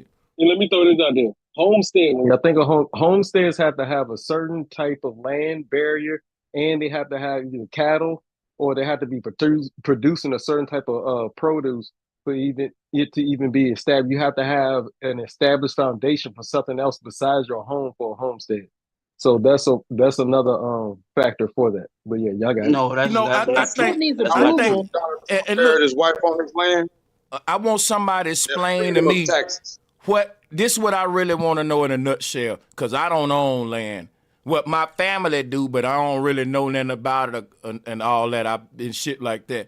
If a person own land directly, what can they do to push the limits of the law on their land before the people be like, okay, nigga, it's your land, but we got to come on here and stop this shit? Because our people make it like if you own land, you kind of just sovereign. You can do what the fuck you want on it. But nah, I would like somebody to go into that part. But shout out to Taylor Christian Myers. Salutes, man. Let me drop a bomb for these super chats. I appreciate the love. Let me read it. It says, love the exchange between New Orleans East and Matt. Maybe you two do things differently, but y'all both doing y'all big one. Oh, yeah, that's right. Both of these brothers seem to be on top of their shit with property, land, and all that. So that's for sure. That's why I said let them go and have this change. I tried to say something. Go ahead. Oh, I'm sorry, honey. No, go ahead. I'm sorry. No, I'm just saying, even though we own land, we still can't do whatever we want on the land. It has to have some kind of vote again and approval somewhere in the county jurisdiction, no matter what level. Someone has to approve it by law, land law. That's not always true. I'm trying to tell y'all need to look into this. Like if the land is unincorporated, don't fall under no jurisdiction, you can't break no laws on it. You know what I'm saying? You fall under federal and the state laws, but besides all that, you can have a nudist boot, you know what I mean? You can do all type of shit on your land. That's what I want to ask you about. You step on this land, you only wear red shirts. Anybody that come across this land ain't got on red shirts, you gotta get off this land. That's you the know part. You that's gotta the pay shit. money to get on this land. That's what I'm talking about. I want to talk about. And see, that's good shit right there. Now, what about this? When you said you can't commit no crimes on this land, you got to go into that part, because that's the part that niggas be going, what the sister's saying. Like I said, right? The Freaknik was on private land. When you go to the Freaknik, it's niggas selling weed, dope, crack, women selling their ass. But look, if a nigga get injured on that land, or give a reason like, let's say a shooting happened or something, the police can go on that private land now. But I think a lot of people be on some Jim Jones like thinking, because I'm sure like in some countries you probably can kill a nigga on your land and on some nature boy shit. You can get away and it's less strict than other countries like you can and shit. But you could kill a nigga in your house right now. You know what I'm saying? You got well, that shit. right. Well, yeah, you right Somebody now. break in your Damn, house, you right. kill him. You So right. if somebody come across your land, you kill them. You know what I'm saying? Fact. That's real. It don't But work. you It don't still work. have to justify it. Yeah, You you still can't have to just. Yeah, you gotta justify it. justify it, but you know what I'm saying? That's the You got but more thank you. rights Yeah, you than gotta the person justify that's it. trespassing, though. You know what I'm saying? And a dead man can't really, he can't defend himself. That's what they I say. don't really speak on this like So this, he on his land, so he but on That's your why, land, so and you see, automatically and the wrong. reason I wanted y'all to go into this, because it'll segue into if we gonna buy land, what'll be the best place I can buy it at with the least restrictions is what I would like to talk. If I was gonna, so because that's what it'll boil down to, Unincorporated. man. And I don't really know nothing about unincorporated versus corporated. That'll be a whole lecture I set up with y'all, bro. That's something we can do on these channels. We can have brothers that own land come up and teach about the process and shit, shit like that. But yeah, y'all go ahead. Well, I'm gonna say this: in the early '80s, OSHA out there in Oregon, they had a lot of acres. They had over 10,000 people on that land out there. Them folk came in there and shut that thing down. Your boy down there in Eastern Georgia, Malachi York, he had land down there. They came and shut that thing down. Your man spoke of out there in Texas. Dang, what that boy name was? Hey, good shit, Virgo. Good shit with this. What his name was out there in Texas. Waco, like in Waco, Texas? Yeah. Oh, they shut it down. Kadesh. Yeah. Hey, Willie North Pole, what up, my nigga Willie North Pole in a motherfucking house? So you. But if you're under investigation, now that's a whole different story. Well, I'm saying, when you going into homestead and that kind of stuff right there, you dealing with the Fed. Right. Off the muscle. So they're gonna be watching you off the muscle. What you doing? Why you buying all this land? What you gonna have on you? You get me? So it's like you throwing red flags up when you buying that kind of land and saying you homesteading and building buildings on it and got a lot of people out there call yourself a cult. You get me? But you think they're gonna make it build easy? a real community. Look at it this way, OG. Like, you don't build no cult. Build a real community. Look at it this way. The Church of Jesus Christ of Latter-day Saints own like 35% of Florida. They not a cult, but that's a Mormon church. Now we all know the churches is exempt from taxes any motherfucker way. But I don't really know how deep that goes. I just want to shoot that in there too. And yeah. It's a lot. Isn't where I own. I'm gonna tell you this right here. When you They get make out their that I can't even say it, damn. That federal guideline in the church, you can't talk about no politics in the church.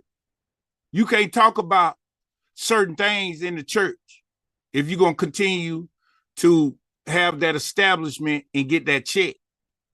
So I don't know what he's saying, but it's certain things you can do, bro, when you got that land and you got that's a private church. You can talk about what you want to talk about. They got public church and private church. I'm just giving you a fact. Like the Church of Jesus Christ and Latter-day Saints, the Mormon, the same somebody mentioned the Amish people, these people, the Utah Utes, the motherfuckers own half of Florida damn near.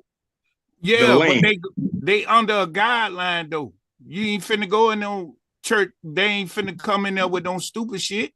They ain't finna talk about They ain't finna talk about nothing that is outside of the guideline. Just like certain things you can talk about on YouTube while we on Sanchez TV. It's certain things you can talk about in the church. I used to be a preacher. And if you gonna continue to get that church check, you can't talk about certain things in there. But I'm gonna say this real quick. The way that YouTube work, you can talk about all that shit. You just gotta do it a certain way to trick the algorithm. So, and what you do is how you do it. Yeah, true that. And but look, here go the kicker though. When it come to our people rising up economically, I'm finna cut all the BS and tell the truth straight up, bro. Forget all this. Don't forget it, because what am I talking about? We need to get into land ownership and all that. I'm saying as of now, let's talk about if a nigga don't own land, if he just got a job right now, things we can do right now that we ain't doing. And guess what it is, right?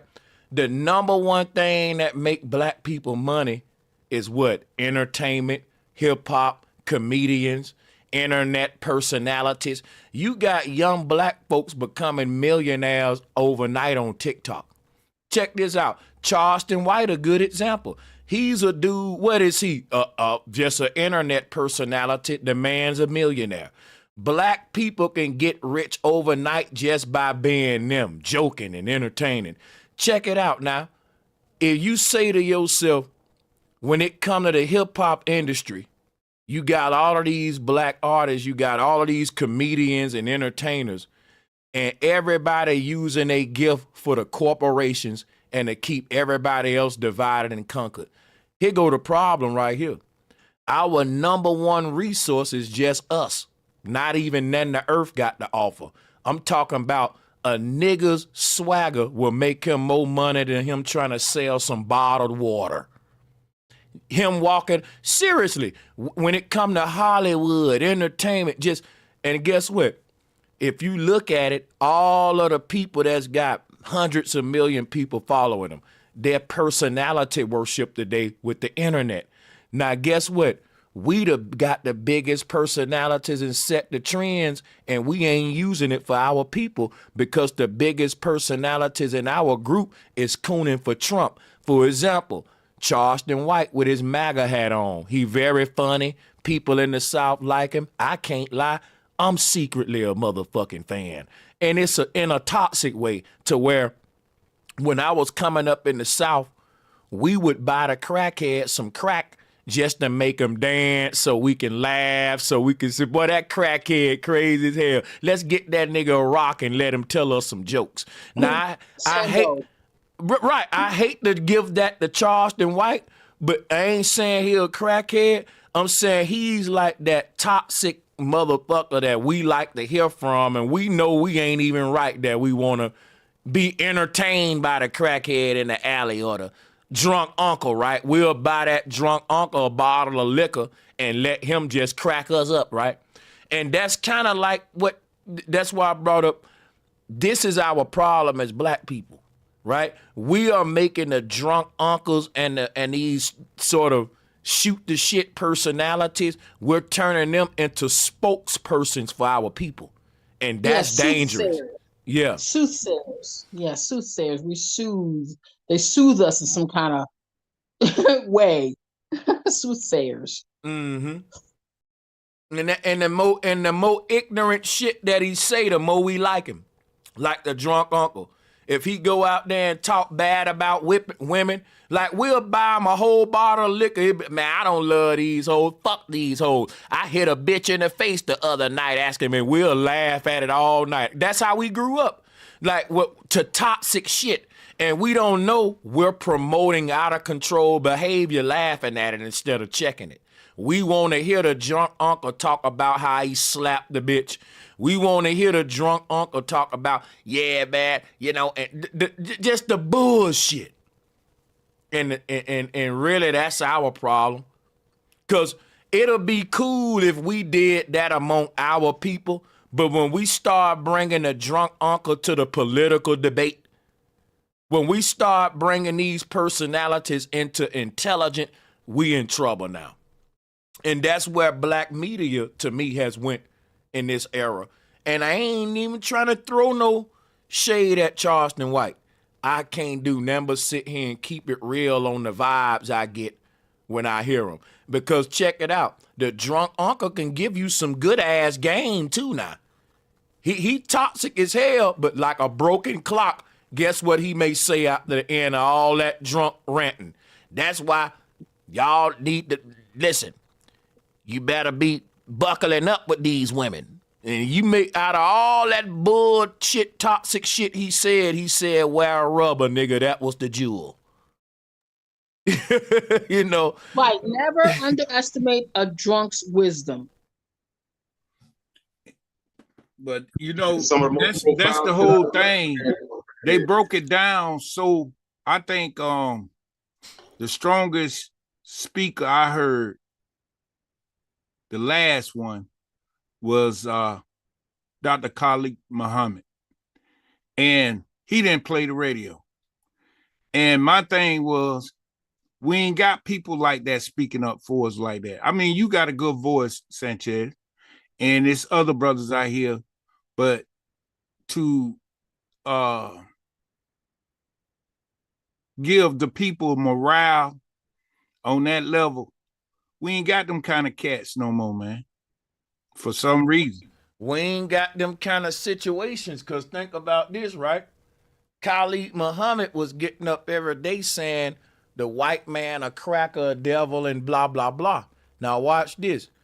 We've wisened up to the point today where we saying black and white don't even exist, them social statuses. See, in my opinion, Khalid Muhammad was a great guru in his time, but I don't think that he would be relevant in our time, and the people gonna crucify me for that today. See, what Khalid Muhammad represent in the time when he lived was a bunch of black men that didn't want to look the white man in the eyes. They were scared of the white man, and you had this bald-headed black man saying, fuck you, cracker, devil, and he was basically making black men like, yeah, man, yeah, fuck you, white man. Like, yeah, why I'm scared of you, right? But guess what? Niggas is them days over now.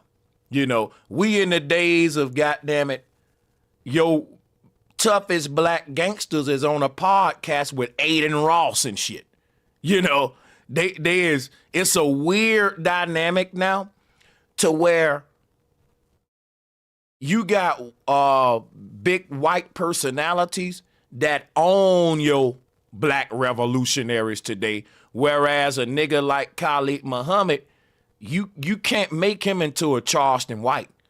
He's going against the whole system. Like, it was a different time, and they had to get rid of Khalid Muhammad to make Farrakhan more. Because think about it, Farrakhan is like the house nigga, token nigga. They had to get Khalid and Malcolm out the way because them was the real threats. And now look at the Nation of Islam. They just a pie company. Facts. Yeah, that's true facts. That's true facts. And that's what I'm saying about Charleston White. When I first heard the man, you know, and the things he was saying, it just didn't rub me the right way. Especially when he talking about he raped the little girl, and I was like, what the, bro, what is you talking about? And then on the other hand, he said, well, I do this for my peoples in my hood. I take care of the babies in my hood. But I'm saying, I don't know, he's very controversial, and he can't speak for me. You know what I mean? Yeah. And they got him propped up as like he's one of the biggest voices for black men. He's like in the top 5 right now. And I'm saying, if I give you the top 5 biggest voices for other groups, it's gonna be prime ministers, military generals and shit. You give the black man's top 5 spokesman representative, it's gonna be 2 rappers, a comedian, a YouTuber, some shit like that, and we wonder why people don't take us serious. I think Charleston White. Go ahead. Go ahead. No, I'm just feel like sometimes at the end of the day, anything is better than black. I think Charleston White's approach is more ingenious because you got to be more like them to get them niggas to change. Because I think our biggest oppressor right now is the gangster. You know what I'm saying? Which we really taking control. That's what Most Charleston people White been saying too. trying Right. to trending towards positive and kind of getting rid of that gangster rap shit, but that shit really had control of our community for a while, and he kind of started the trend to go against that shit. And once we get rid of that, then we can really go against the real oppressor. You know what I'm saying? But we gotta really stop that shit before we can really get to business. Yeah, but are we ever? You say the gangster rap. But see, that's the trick of the devil, right? Because I'm going to tell you something. Every time we come along and say what we got to start doing, the enemy distract us with what we got to stop doing, right? Because check this out, right? How hard would it be for me to stop every black man from doing gangster rap versus for me to start a few black men who want to do something good? Because check it out. It only take a few good men, but see what'll happen is we'll think we gotta save every bad apple in our damn race just to save the good ones. And I'm telling you, if the good ones separate from the bad ones, they already rotten. They about to wither away and decompose. You're a good apple. You can't save that rotten shit. The best thing you can do is separate from it. Watch this right here. It's a cancer at this point. Because I'm going to tell you what I think. I don't think black people gonna stop every black person from doing gangster rap, every black woman from being a stripper and all that shit, right? But I do think we can start a movement of black men that just ain't about that shit. See, the thing is, we never started to reverse everything we doing now that's wrong. And once we start saying, okay, let's start doing this and this as black men. This gonna help our people. People gonna say, before we can start that, we gotta stop this. It's like this, right? It's like me saying, look, I'm gonna start eating right. And somebody telling me, but before you start eating right, you need to quit smoking them cigarettes.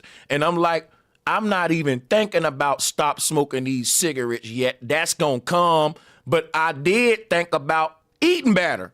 So think about it. I was eating wrong and smoking cigarettes. Now I want to start to do something right. And you don't even want me to start doing nothing right just to keep pointing at me what I ain't doing.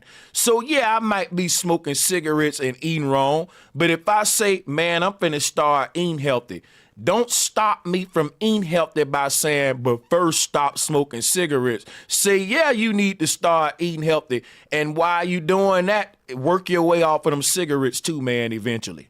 Instead of saying, before we can start doing this, we can stop doing that. That's some agent shit, some boule agenda shit. Because if I'm starting an activity that's good for me, don't stop me, nigga.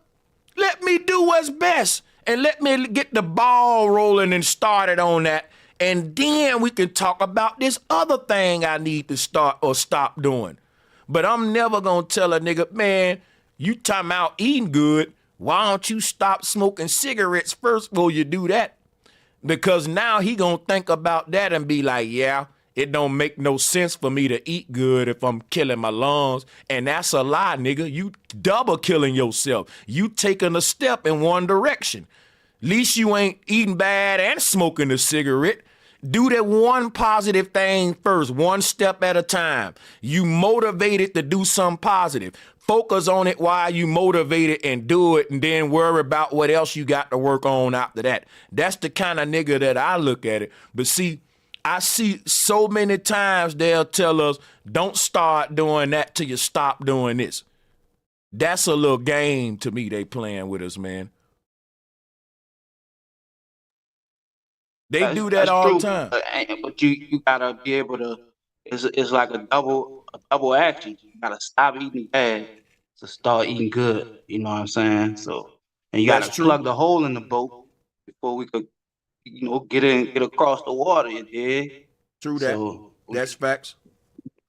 I mean, I just believe that all Black people are not created equal. Unfortunately. Truth. Expound, It expound. ain't, but it's not even that, sister. Well, What it you right. is, We ain't. the indoctrination worked very, very Yeah, well. that's what it is. A lot of us, and it's All so Black people are few great. of us that think like we Let think. me tell y'all something. I think the sister statement, listen what I'm saying. All Black people ain't created equally. Watch this, right? If you're born into LeBron James family, you don't know my struggles just like the white boy. Think about this, right? I'm going to show you what I think the sister's saying, right? I'm saying if I grew up in the hood and a white boy grew up in the hood, he know more about the Black struggle than the Black boy that grew up in LeBron James' house. Or the Black boy that grew up as one of the Diddy boys. See, to me, I can relate more to a wigger than one of Diddy's sons, even though they broke. They know nothing about living in the hood. And I know some white boys that know all about living in the hood. That's all they know. So that's why I'm saying all Black people ain't created equal and all whites ain't either. And your skin tone don't automatically tell me your lifestyle, because you can have Black skin but know nothing about the struggle if you've been rich your whole life. And this is why these rich, bougie Black folks can infiltrate our movements, because we think they know about our life just because they Black when they never lived that shit. Once, not ever. And it's crazy you say that, bro, because I can remember, and I know most of the people on the panel remember, and in the chat, remember Lil Wayne saying he ain't never experienced racism. And it might be true. Him. Right, and it might be true from a nigga in his perspective that come from where he came from and was protected like he was protected. Unfortunately, most of us can't say that. Right. But we can't say that he's wrong or lying for saying that shit. He possibly never did. You know what they get wrong at? When they get these rich, bougie Black niggas to say, well, America is equal because I'm a Black successful man who was born into wealth with a silver spoon in your mouth, when the people you arguing against is saying it's hard to gain wealth in America, not to be born into it. And so they will have some Black men look like you who don't know the struggle for real, argue against it and say y'all lazy when they don't even, bro, they ain't even one of us. You'll get a white boy from the hood that'll make a better argument for our people than some of these rich, Black, bougie, sellout niggas, man. I'm telling you. I know some white boys I'd rather be the Black man spokesperson than some of these boule bootlickers. Absolutely.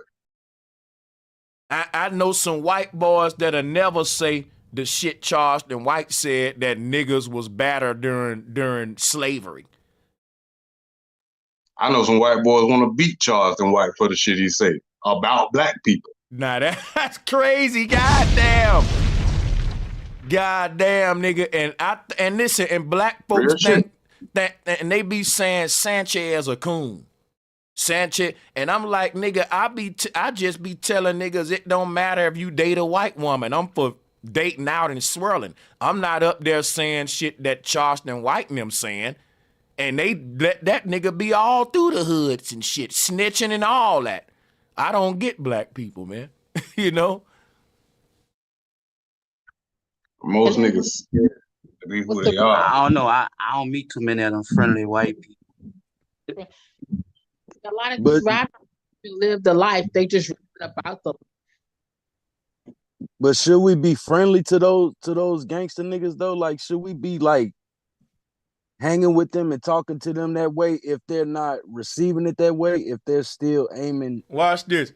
I'm going to say this right here, right? Watch this, right? We shouldn't be friendly to street niggas once we say we ain't in them streets, and we shouldn't be combative with them. In other words, I'm not finna go out there and wage war on dope dealers and gangsters. I'm going to stay out of them niggas' way, and if they come on my show, I'm going to try to give them a positive message and practice what I preach and not try to condemn them. And yes, I go in on them, and I like the way Charleston White go in on them. To answer your question, I actually like the way Charleston White handle these street niggas. I don't like that he snitch on them and do all that. That's really setting these kids up for death now, because you don't play them games. And my thing is this, because this is what he do.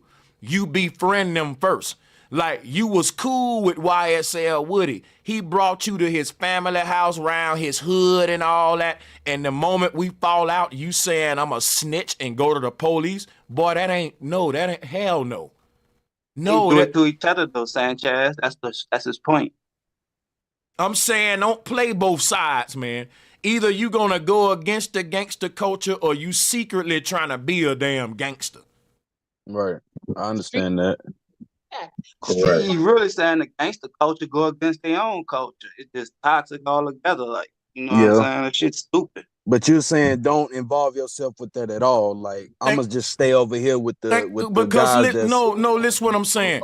Charleston White just need to practice what he preach, because what he says is this. Charleston White said, our people need help.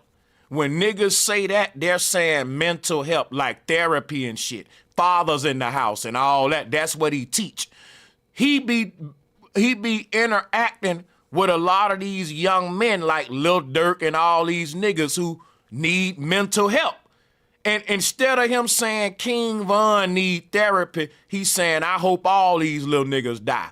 But see, when the police pulled Charleston White over, guess what Charleston White tell the police? Man, I'm out here fighting for the youth. I'm teaching these kids the right way. No, you provoking them to kill each other. And when they when you fall out with them, then you snitch on them. You ain't a damn activist. You a clout chaser who playing a dangerous game.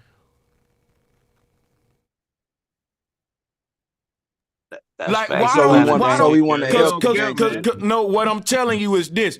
Charleston White preaches that young black men need therapy and fathers, but he give them Trump and jail cells, nigga. If that's all our black leaders gonna do, then the white man was doing that anyway. Move out the way, man. You doing his job for him. I'm saying, Charleston White, instead of falling out with these niggas going to pick up the phone and snitch on them and do all these threats to them, lead by example. When you have a problem, say, look, I'm a community activist.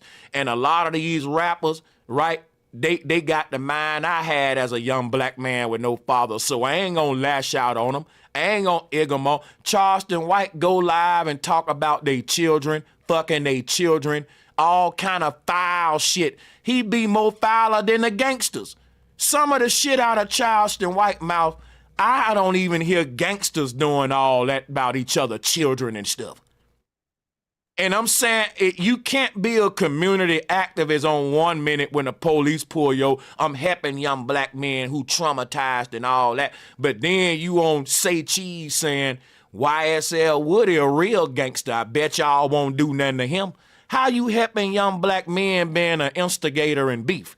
And then when the man check you on it, you mad he won't let you be an instigator.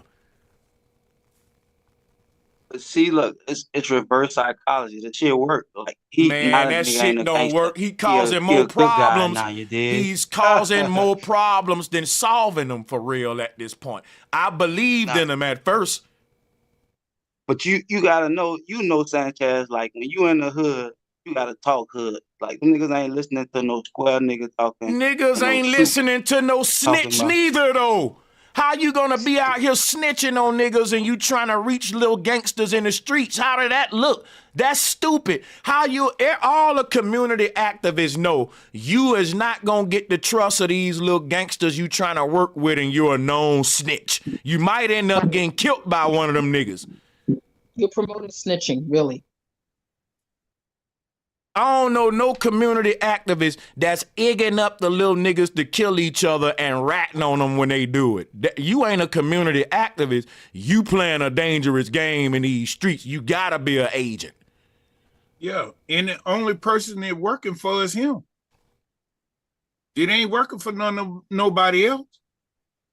Yeah, that boy got a bunch of rappers to change their rap style to positives. Them boys Let's waking up. name them. You know Let's what start I'm saying? naming them. I got my pen ready. I What's the got boy my paper NBA ready. young boy? All them Oh little my boys. God. Hold up. You mean to tell me NBA young boy rapping a positive message now? I don't listen to the shit, me, but I know them Well, niggas you was can't trying make the to. They say they claim. That changed mean, they listen, lyrics. brother. If you making a claim that you didn't verify, that's dangerous now. Cause I'm gonna go try to verify it, and if I can't, I'm gonna say that's a debunked claim. No, I seen him myself. Say he woke up and he know he leading them niggas to destruction. They got his own mouth. But I think he in jail now for some shit he done did in the past. But Okay, I seen you that can see video. the video I though. did see I him say seen it. that. I saw seen it. that. I seen it. But that ain't because of Charleston White. That was because of Charleston White, No, boy. it wasn't. That man That was. seen that money. That man seen what he was doing. It was something came on in that man, his consciousness, or start affecting him. If you listen to what he said in that interview, it was something inside woke him up. That's what made him Charleston White was on his neck. That's why. Oh man, come on. Let me bro. explain something to you, man. Let me explain something to you. Niggas is looking for everything. Like niggas is saying, well, Charleston White made NBA rap more positive or made this rapper rap more positive. Why Charleston White can make other niggas rap positive, but he can't stop talking about violating niggas' children out of his own mouth? So Charleston White can make another nigga mouth get more positive, but he can't make his own mouth get more positive. So I still don't respect it. No, I do think he get paid to do that. I do believe he gets paid And to guess do what? that. If he get paid to set this kind of image of the black man, that's called a sellout. You just made he's my an point. agent. He's a sellout. Yeah, he definitely an agent. Word. That nigga is destroying the gangster image, like for real, for No, real. he's Like not them niggas destroying. like, No. I think we getting it twisted, right? Charleston White ain't destroying the gangster image. He's acting like a gangster. To me, he's a MAGA gangster. To me, he's destroying the black man's image. The gangster is not the black man. That's what we got to get over. But apparently Charleston White think it is. Apparently Charleston White think it is because when he was hanging out with a black man named YSL Woody, that man don't consider himself a gangster. He was trying to put his gangster life behind him, but his black brother named Charleston White fell out with him because he wouldn't let him call him a gangster. So how the hell is Charleston White trying to get rid of the gangster image of the black man while he falling out with a black man because that man don't want you to keep calling him a gangster? Just think about it. You got a gangster saying he don't want to be a gangster now. He was saying that before Charleston White, though. Charleston White trying to make him say he is a gangster. That's what you being delusional right now. Let me show you what's going on. The whole YSL case made YSL Woody change his act up like Lil Durk did. Lil Durk became a Muslim for this damn case. This RICO shit will make niggas say, I ain't no gangster, nigga. We ain't no gang. You think Charleston White made that nigga do that? Fulton County made that nigga say he ain't no gangster. He better say it. Y'all giving this man too much damn credit with delusion, bro. It's sad. Yeah, It's only look, the only people Charleston White actually reach is niggas like y'all. Hold on. These provocateurs and infiltrators and stuff like that into so-called quote unquote black culture are clowns, bro. I don't care how you put it. If you come in under the guise of I'm trying to help you, and all you do is bash me. I don't care if you my uncle, my daddy, my mama, my grandmama. I don't care what you claim. Like Sanchez say, we all got that uncle that'll come in and talk crazy. But what you won't let that uncle do is tell you ain't gonna never be shit. You ain't gonna make it. You're not gonna let nobody come in and do that and then big up them. You're gonna X that nigga out your situation because overall, everybody on this panel gonna agree with me when I say this. We are all validated or viable to positive energy and vibes. Any nigga that's coming bringing negative vibes 85% of the time, just to try to end with one line of positivity, that's bull crap. Yeah, go. F, here go the deeper shit, F. Here go the deeper shit, right? You got a RICO case going on. The man who hanging with Charleston White is involved in that case. He got to have a squeaky clean image because YSL still on papers and shit. He ain't no free man. He ain't in jail. Now check it out. If I'm YSL Woody, a nigga better not call me no damn. That's like what Gunna doing. Gunna saying we a gang. YSL Woody saying, man, we ain't no gang, and I'm not a gangster either. So anybody I'm hanging with in social media that's trying to make me admit that I'm a gangster is working for the police. And I told y'all Charleston White already admitted he trying to get these niggas to crash out. He don't like rappers. He trying to get them locked up like Poetic Flacco and academics. And it ain't like that I'm trying to save no street niggas. But I'm not, but I'm saying this is some crazy shit what's going on, though, don't y'all think? Like, I'm saying, like, that's crazy. It's like the street niggas don't see this shit. Like, this nigga getting around y'all just like academics. Y'all be so thirsty to prove you a gangster, and if you take the bait, you convicting your damn self on some RICO shit. It's that easy. I agree with that. It's just like when you be on here talking and somebody come in and they'll pokey poke, they'll talk about the pokey poke, and then you will say, "Oh no, don't bring that up. Don't put that on me. I'm trying to do something different." But y'all still want to go back to this. It's the same kind of thing. You still bringing this back up, and but you're doing it like I'm trying to be helpful to the black community by doing it. That's bull. That's all I'm saying. That's bullshit. You can't sell me like D. Gregory say. Don't piss on my leg and tell me it's raining. Don't come at the end and then try to say, "Oh yeah, I did it," to try to be something positive, but it was all negative up until the last word. Lauryn Hill said something. She say, I say a couple motherfuckers so these motherfuckers will listen. She didn't say I'm gonna make my whole rap full of motherfuckers just so you motherfuckers will listen. I'm gonna be mostly 99% positive. I'm gonna throw one motherfucker in the bar so you'll listen to me. Not the whole verse. But he doing just the opposite. He's saying all motherfuckers, and then one, I want the world to be better. Get out of here with that shit. And may I add, I also heard him say that he really doesn't care at all about none of that shit no more. So he has already admitted that he's not on that. He's not on the Man, I woke up one morning. The first thing I heard Charleston White yelling and screaming was "Death to all Crips, death to all Bloods, death to all of these niggas. I want them to die or go to prison." I'm like, damn, this nigga here retarded as a motherfucker. But this type of nigga you talk about influence young boy to stop some shit. This nigga is more chaotic than young boy. Fuck out of here, man. I mean, think about that though, dog. Everybody else scared to do that shit. Anybody that's positively influenced by a nigga like Charleston White is an idiot. You ain't gotta be positive influence. You gotta let him go ahead and fight that fight. You know what I'm saying? And you might need to back him up. You dig? You know what I'm saying? What fight is he fighting? He contradictory as a motherfucker. What he just said. What the nigga said, that to the Crips, the Bloods, and all the foolishness, you know what I'm saying? Like, I don't see nothing wrong with that. Like, why the fuck you want to death to the Crips and Blood? Y'all scared. All them niggas ain't I'm gonna ask you this. I'm gonna ask you this, bro. If he's so positive, why he ain't saying death to the Republican, death to the Democrat? Right, that nigga love Klansmen. That nigga said out his own mouth he'll never disrespect a white man. Let's keep it real, bro. Gotta be that nigga said he'll never disrespect a white man ever. He bowed to him. He riled y'all niggas up, man. Y'all simple minded. He playing. No, with nigga, y'all you with the that one fucked up about it. We just trying to make saying, you he understand don't what really you mean saying. that. You see what he's doing?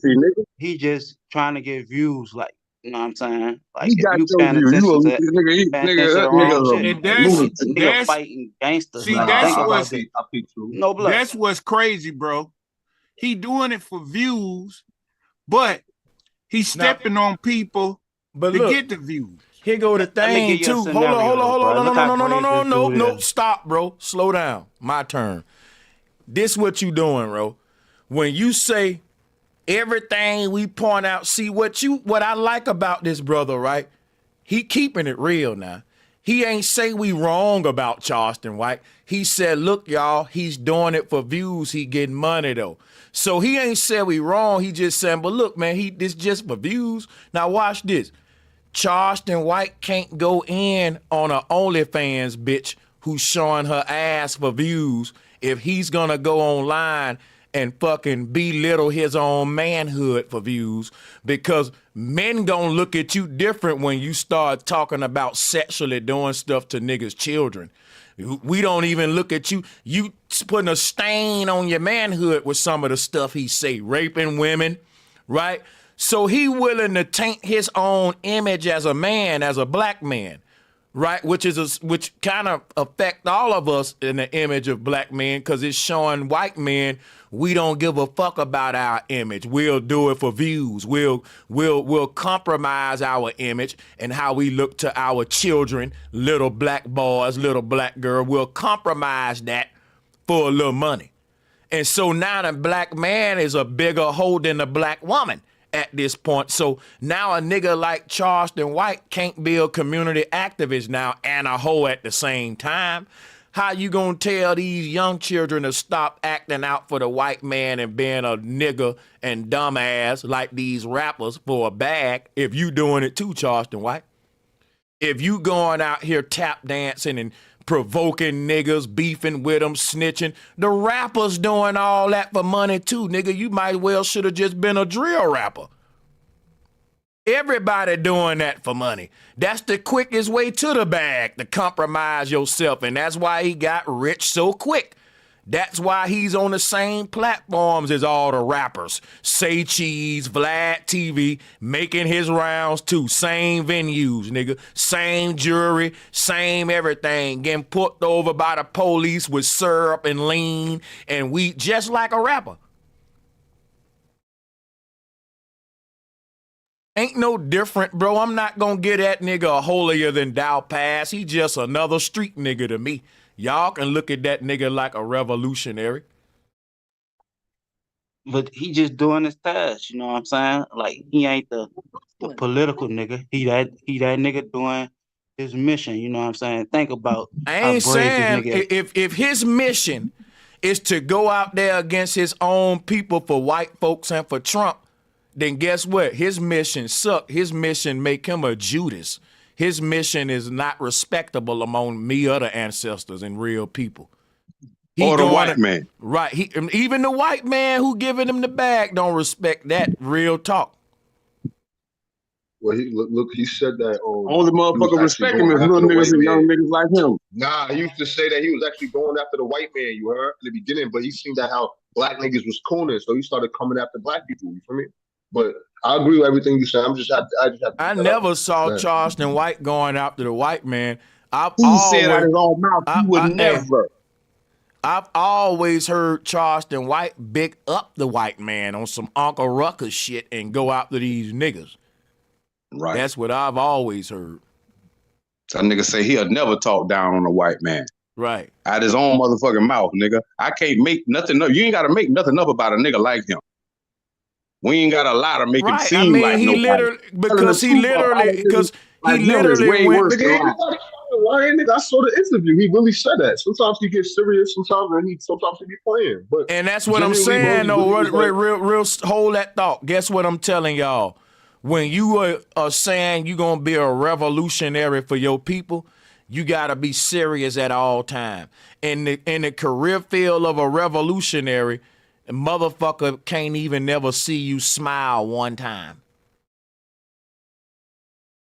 Or get another job. It ain't for you. The people's revolutionary need to give Hitler vibes. It need to be scary vibe. When you get around my leader, y'all need to be scared, nigga. You don't need to be thinking, oh, that's this funny guy. It's the little funny guy. I don't want a leader who you think is the little funny guy. I want a leader that you scared of when he come in the room. He don't smile. He ain't playing. You can't pay him no amount of money to crack jokes about children and raping children and all kind of shit. No, bro, we don't need that. That's why we ain't taking serious, see?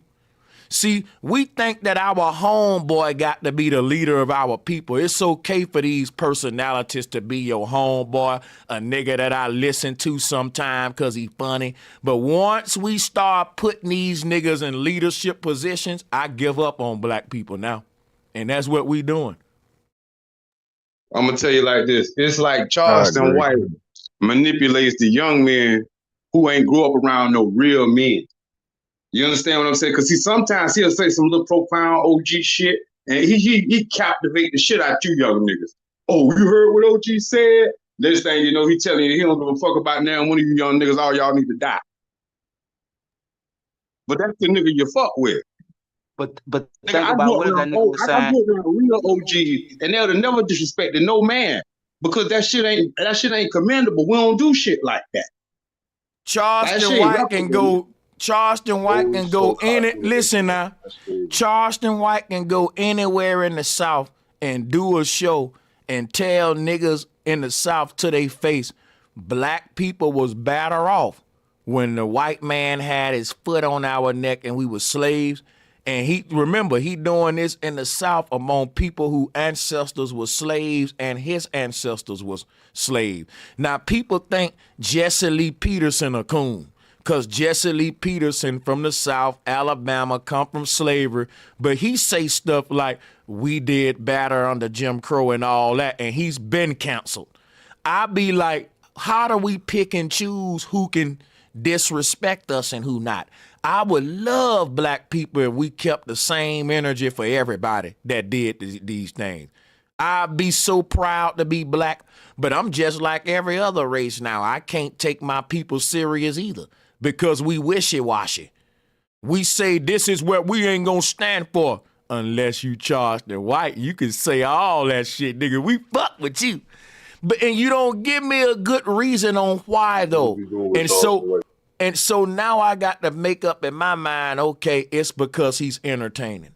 So long as I'm making you laugh and kick the bobo with you, I can say some of the most craziest shit that's disrespectful to my people and ancestors. That's the only thing I can get from it, you know.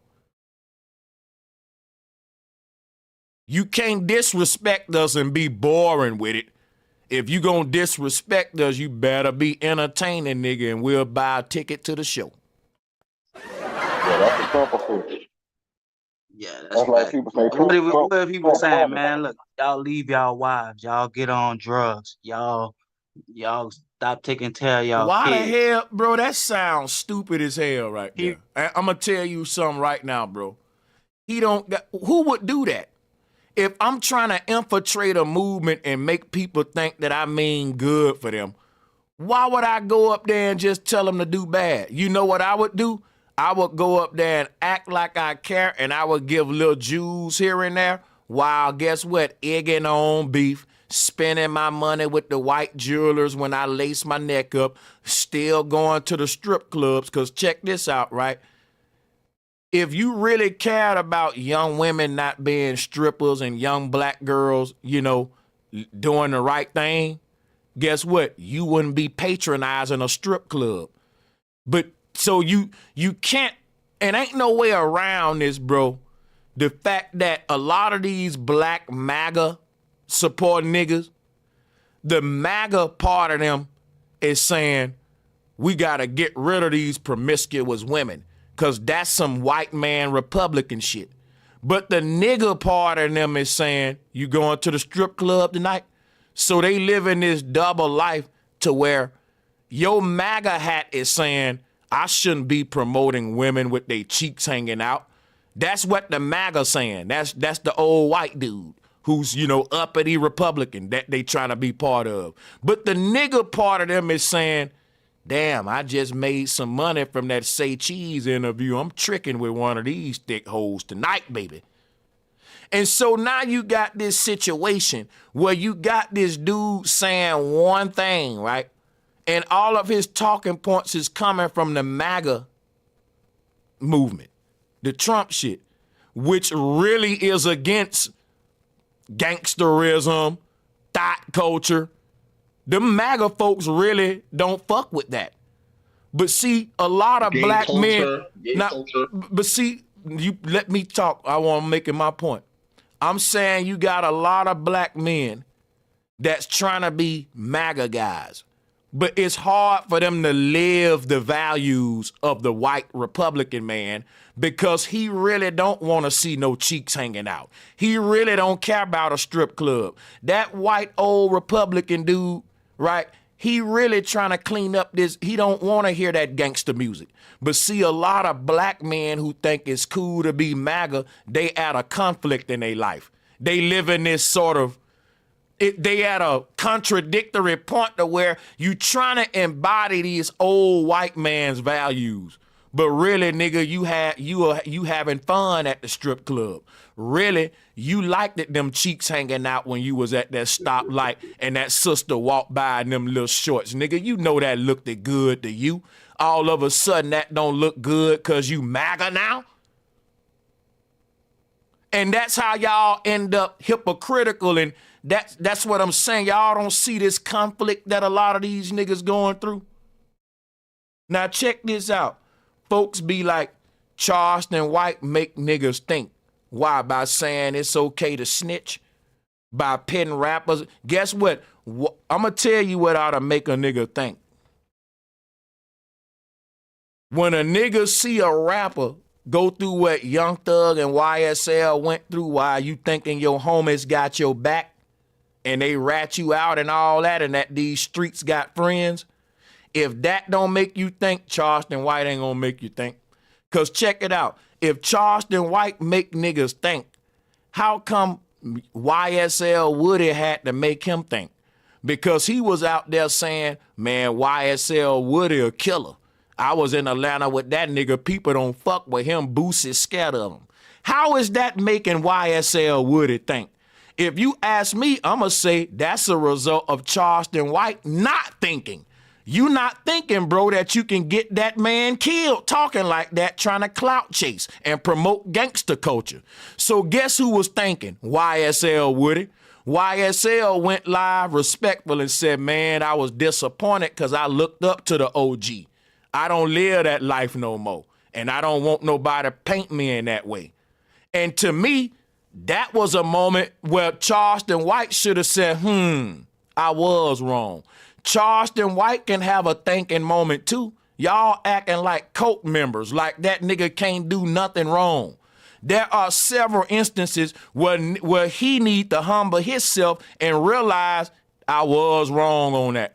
But that man started beefing with YSL Woody and y'all ain't saying nothing about it. You let him do all this bullshit and say, but he make niggas think though. So you mean to tell me YSL Woody didn't make him think about it, but he's so full of ego, he thought about it and said, damn, man, that nigga is right. I'm the nigga that's supposed to be the community activist, and I'm promoting a gangster life that man don't even want to promote. Instead of him saying, I apologize, young blood, I do owe better than that because I make niggas think, right? He should have been like, you actually made me think this time. See what I'm saying, y'all? This man can just be as reckless as he want to be and get a pass, and he's only going to get worse and worse. His mouth going to get more fouler. Look at what Charleston White then became now. And I'm going to tell you something. The same thing happened to Hassan Campbell. It because of the fans don't check these people because they idol worshipers. I watched Hassan start off fairly humble, going in on Bambaataa, and he started getting money and power and all that like Charleston White, and then the fans don't check these people, just like Puff Daddy. They let Puff Daddy get so bad. Look at how bad he got. People knew what he was doing, but we idolized these people so much, we will not check them on nothing. They can do nothing wrong. Trump people do that with him too. The whole world is caught up into idolatry, man, and it's sad to see. Psyops. You can say some shit that's totally real shit about Charleston White. Like I'm saying he was wrong with the YSL shit, but he make niggas think though. We ain't talking about that. He wasn't thinking in this situation. And there he wasn't thinking when he went in on them niggas' children too. Men don't talk about violating children. Guess what we find out? Charleston White wasn't thinking when he fell asleep behind the wheel with them drugs on him 2 times. But how is he making everybody think, but he ain't thinking? How is he making rappers clean up their mouth, but his mouth foul? Y'all are hypocrites and cult members.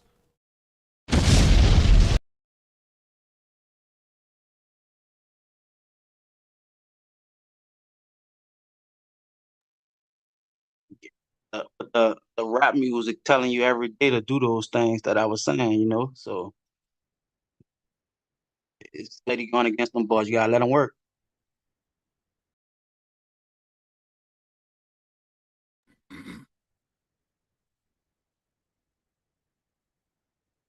Well, one thing I can say, I don't understand the method to the madness, what he doing, but I know one thing. You can't put your hand in the fire too many times before you won't get burnt now. That's all I gotta say. Listen, Charleston White message entirely is solely for young dudes like little brother who trying to defend him and dispute us about it. Like his message won't pass with no nigga his age or older, or slightly younger. Like motherfuckers like us see straight through that shit. Like, cause to us, he couldn't hang around us acting the way he act. He can hang around me and that like that, cause check it out, right? I ain't in them streets. I'm saying I find it crazy that he can have relationships with a lot of street dudes, and these street dudes will threat a nigga like me and you and all that, and this man will tell you you a snitch, you ain't gonna do nothing and all that. That's why Charleston White blew up, cause people was like, damn, this little man is snitching on niggas, talking shit to big name niggas, and going wherever he want to go, and ain't scared either. You see what I'm saying? People act like Charleston White blew up, right, because he was changing niggas' mind, right? They acting like Charleston White blew up because he was making niggas think positive. Nigga, Charleston White blew up because I saw him talking shit to niggas everybody else was scared of. So in my eyes, Charleston White was more gangster than the gangster niggas. I didn't see him as a community activist after a while. I started to just see him as a nigga who's more gangster than these gangsters, and he'll snitch on you too, nigga. That's real gangster right there. That's like the other prison gangs, like the Mexican gangs, white gangs. They gangster and they snitch. The black dudes just gangster. They don't snitch though. But see the other gang, like the Aryan Brotherhood, Latin King, they'll snitch on a nigga. Ain't no rules with them. So that make them even more dangerous if you ask me. Cause they'll do everything y'all do and what you won't do. You know. That's what Charleston White doing right here, bro. If y'all don't get it, he said, man, you look him up, he was a regular activist, but he like, man, they not paying attention to me. So he came out on YouTube. He said, man, I'm about to wild out, and I'm just fed up with all this gangster shit. And somebody need to do it. All these niggas scared, so I'm about to just wild out and dive in and do it this way. And then he started getting traction. So now the shit working. You dig? So he just acting. You dig? Y'all gotta pay attention to that. And they getting paid at the same time. Like, don't get fooled. You dig? It's all a game. The nigga going after the rappers, you know what I'm saying? So pay attention. Which would make him an entertainer at that point, though, bro. He is entertaining, but that nigga he getting traction. Like, you dig? We talking about him right now, and I know a lot of people right now done switched off that rap shit, and he started to move. Man, I don't know who else out here doing that. You know what I'm saying? Besides D1, you know what I'm saying? But the nigga's brave in my opinion. Like you The say, only thing Charleston White did was expose you he pseudo ain't get gangsta burned. ass niggas. All you fake I'm a gangsta ass conversation niggas, with y'all, you God. really, really sound tough ass niggas. Charleston White made y'all look like the little boys that y'all actually are. That's all he did. But think He ain't about did this no though. amazing shit. Think about this though. If I'm trying to make these niggas look like the little boys they are, and in the process I make myself look like a little boy, that's kind of crazy. My point exactly. You can't act more ignorant than the motherfucker that you keep pointing out and telling us who ignorant. Right. And then make a career off acting ignorant and say it's for views, just like the people you criticizing. Man. That nigga is an orchestrator of chaos. That nigga pure chaos. And with that right there, I'm going to wrap this one up right here, but y'all be on the lookout for the next one, man. It's always a pleasure. I can do this forever. But, you know, we don't have that much time in the day. Be on the lookout, man. Shout out to all of the channel members, the Fedora gang over here. I really appreciate y'all membership.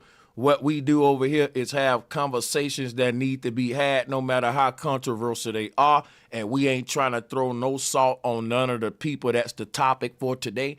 We just trying to shed light on where they stand to the people. You know, just like people are very critical of your Umar Johnsons and his school. They're very critical of, you know, anybody in a community activist for the people sort of stance. You're gonna be critiqued. And I think that out of all the quote unquote leadership roles and entities out right now, Charleston White is the one that need to be critiqued the most because he get the most love from black people, even though he got the most anti-black message right in front of their face. But he can get away with it by dropping a little jewel here and there that people like Steve Coakley and Khalid Muhammad and all them already said. See, like the brother said, it's the young generation that's able to fall for the Charleston White because they don't know most of the shit he's saying is washed up. And I can tell you plenty of black revolutionaries before him, he just repeating it in a modern way. And I think he ain't doing that message justice because they did it with class. And now he's taking these good, powerful points, but the way he's presenting them is what's is contradictory to the message themselves, which is why no one would actually apply the message as black men. We just gonna buy the next ticket to the Charleston White show because it ain't about the message. It's about him being entertaining and all of his bullshit. And we up out of here. Peace and love to the people. Thank you, sister. Appreciate it. Salute. For sure. Again, thank you everybody who hit the super chats and welcome all.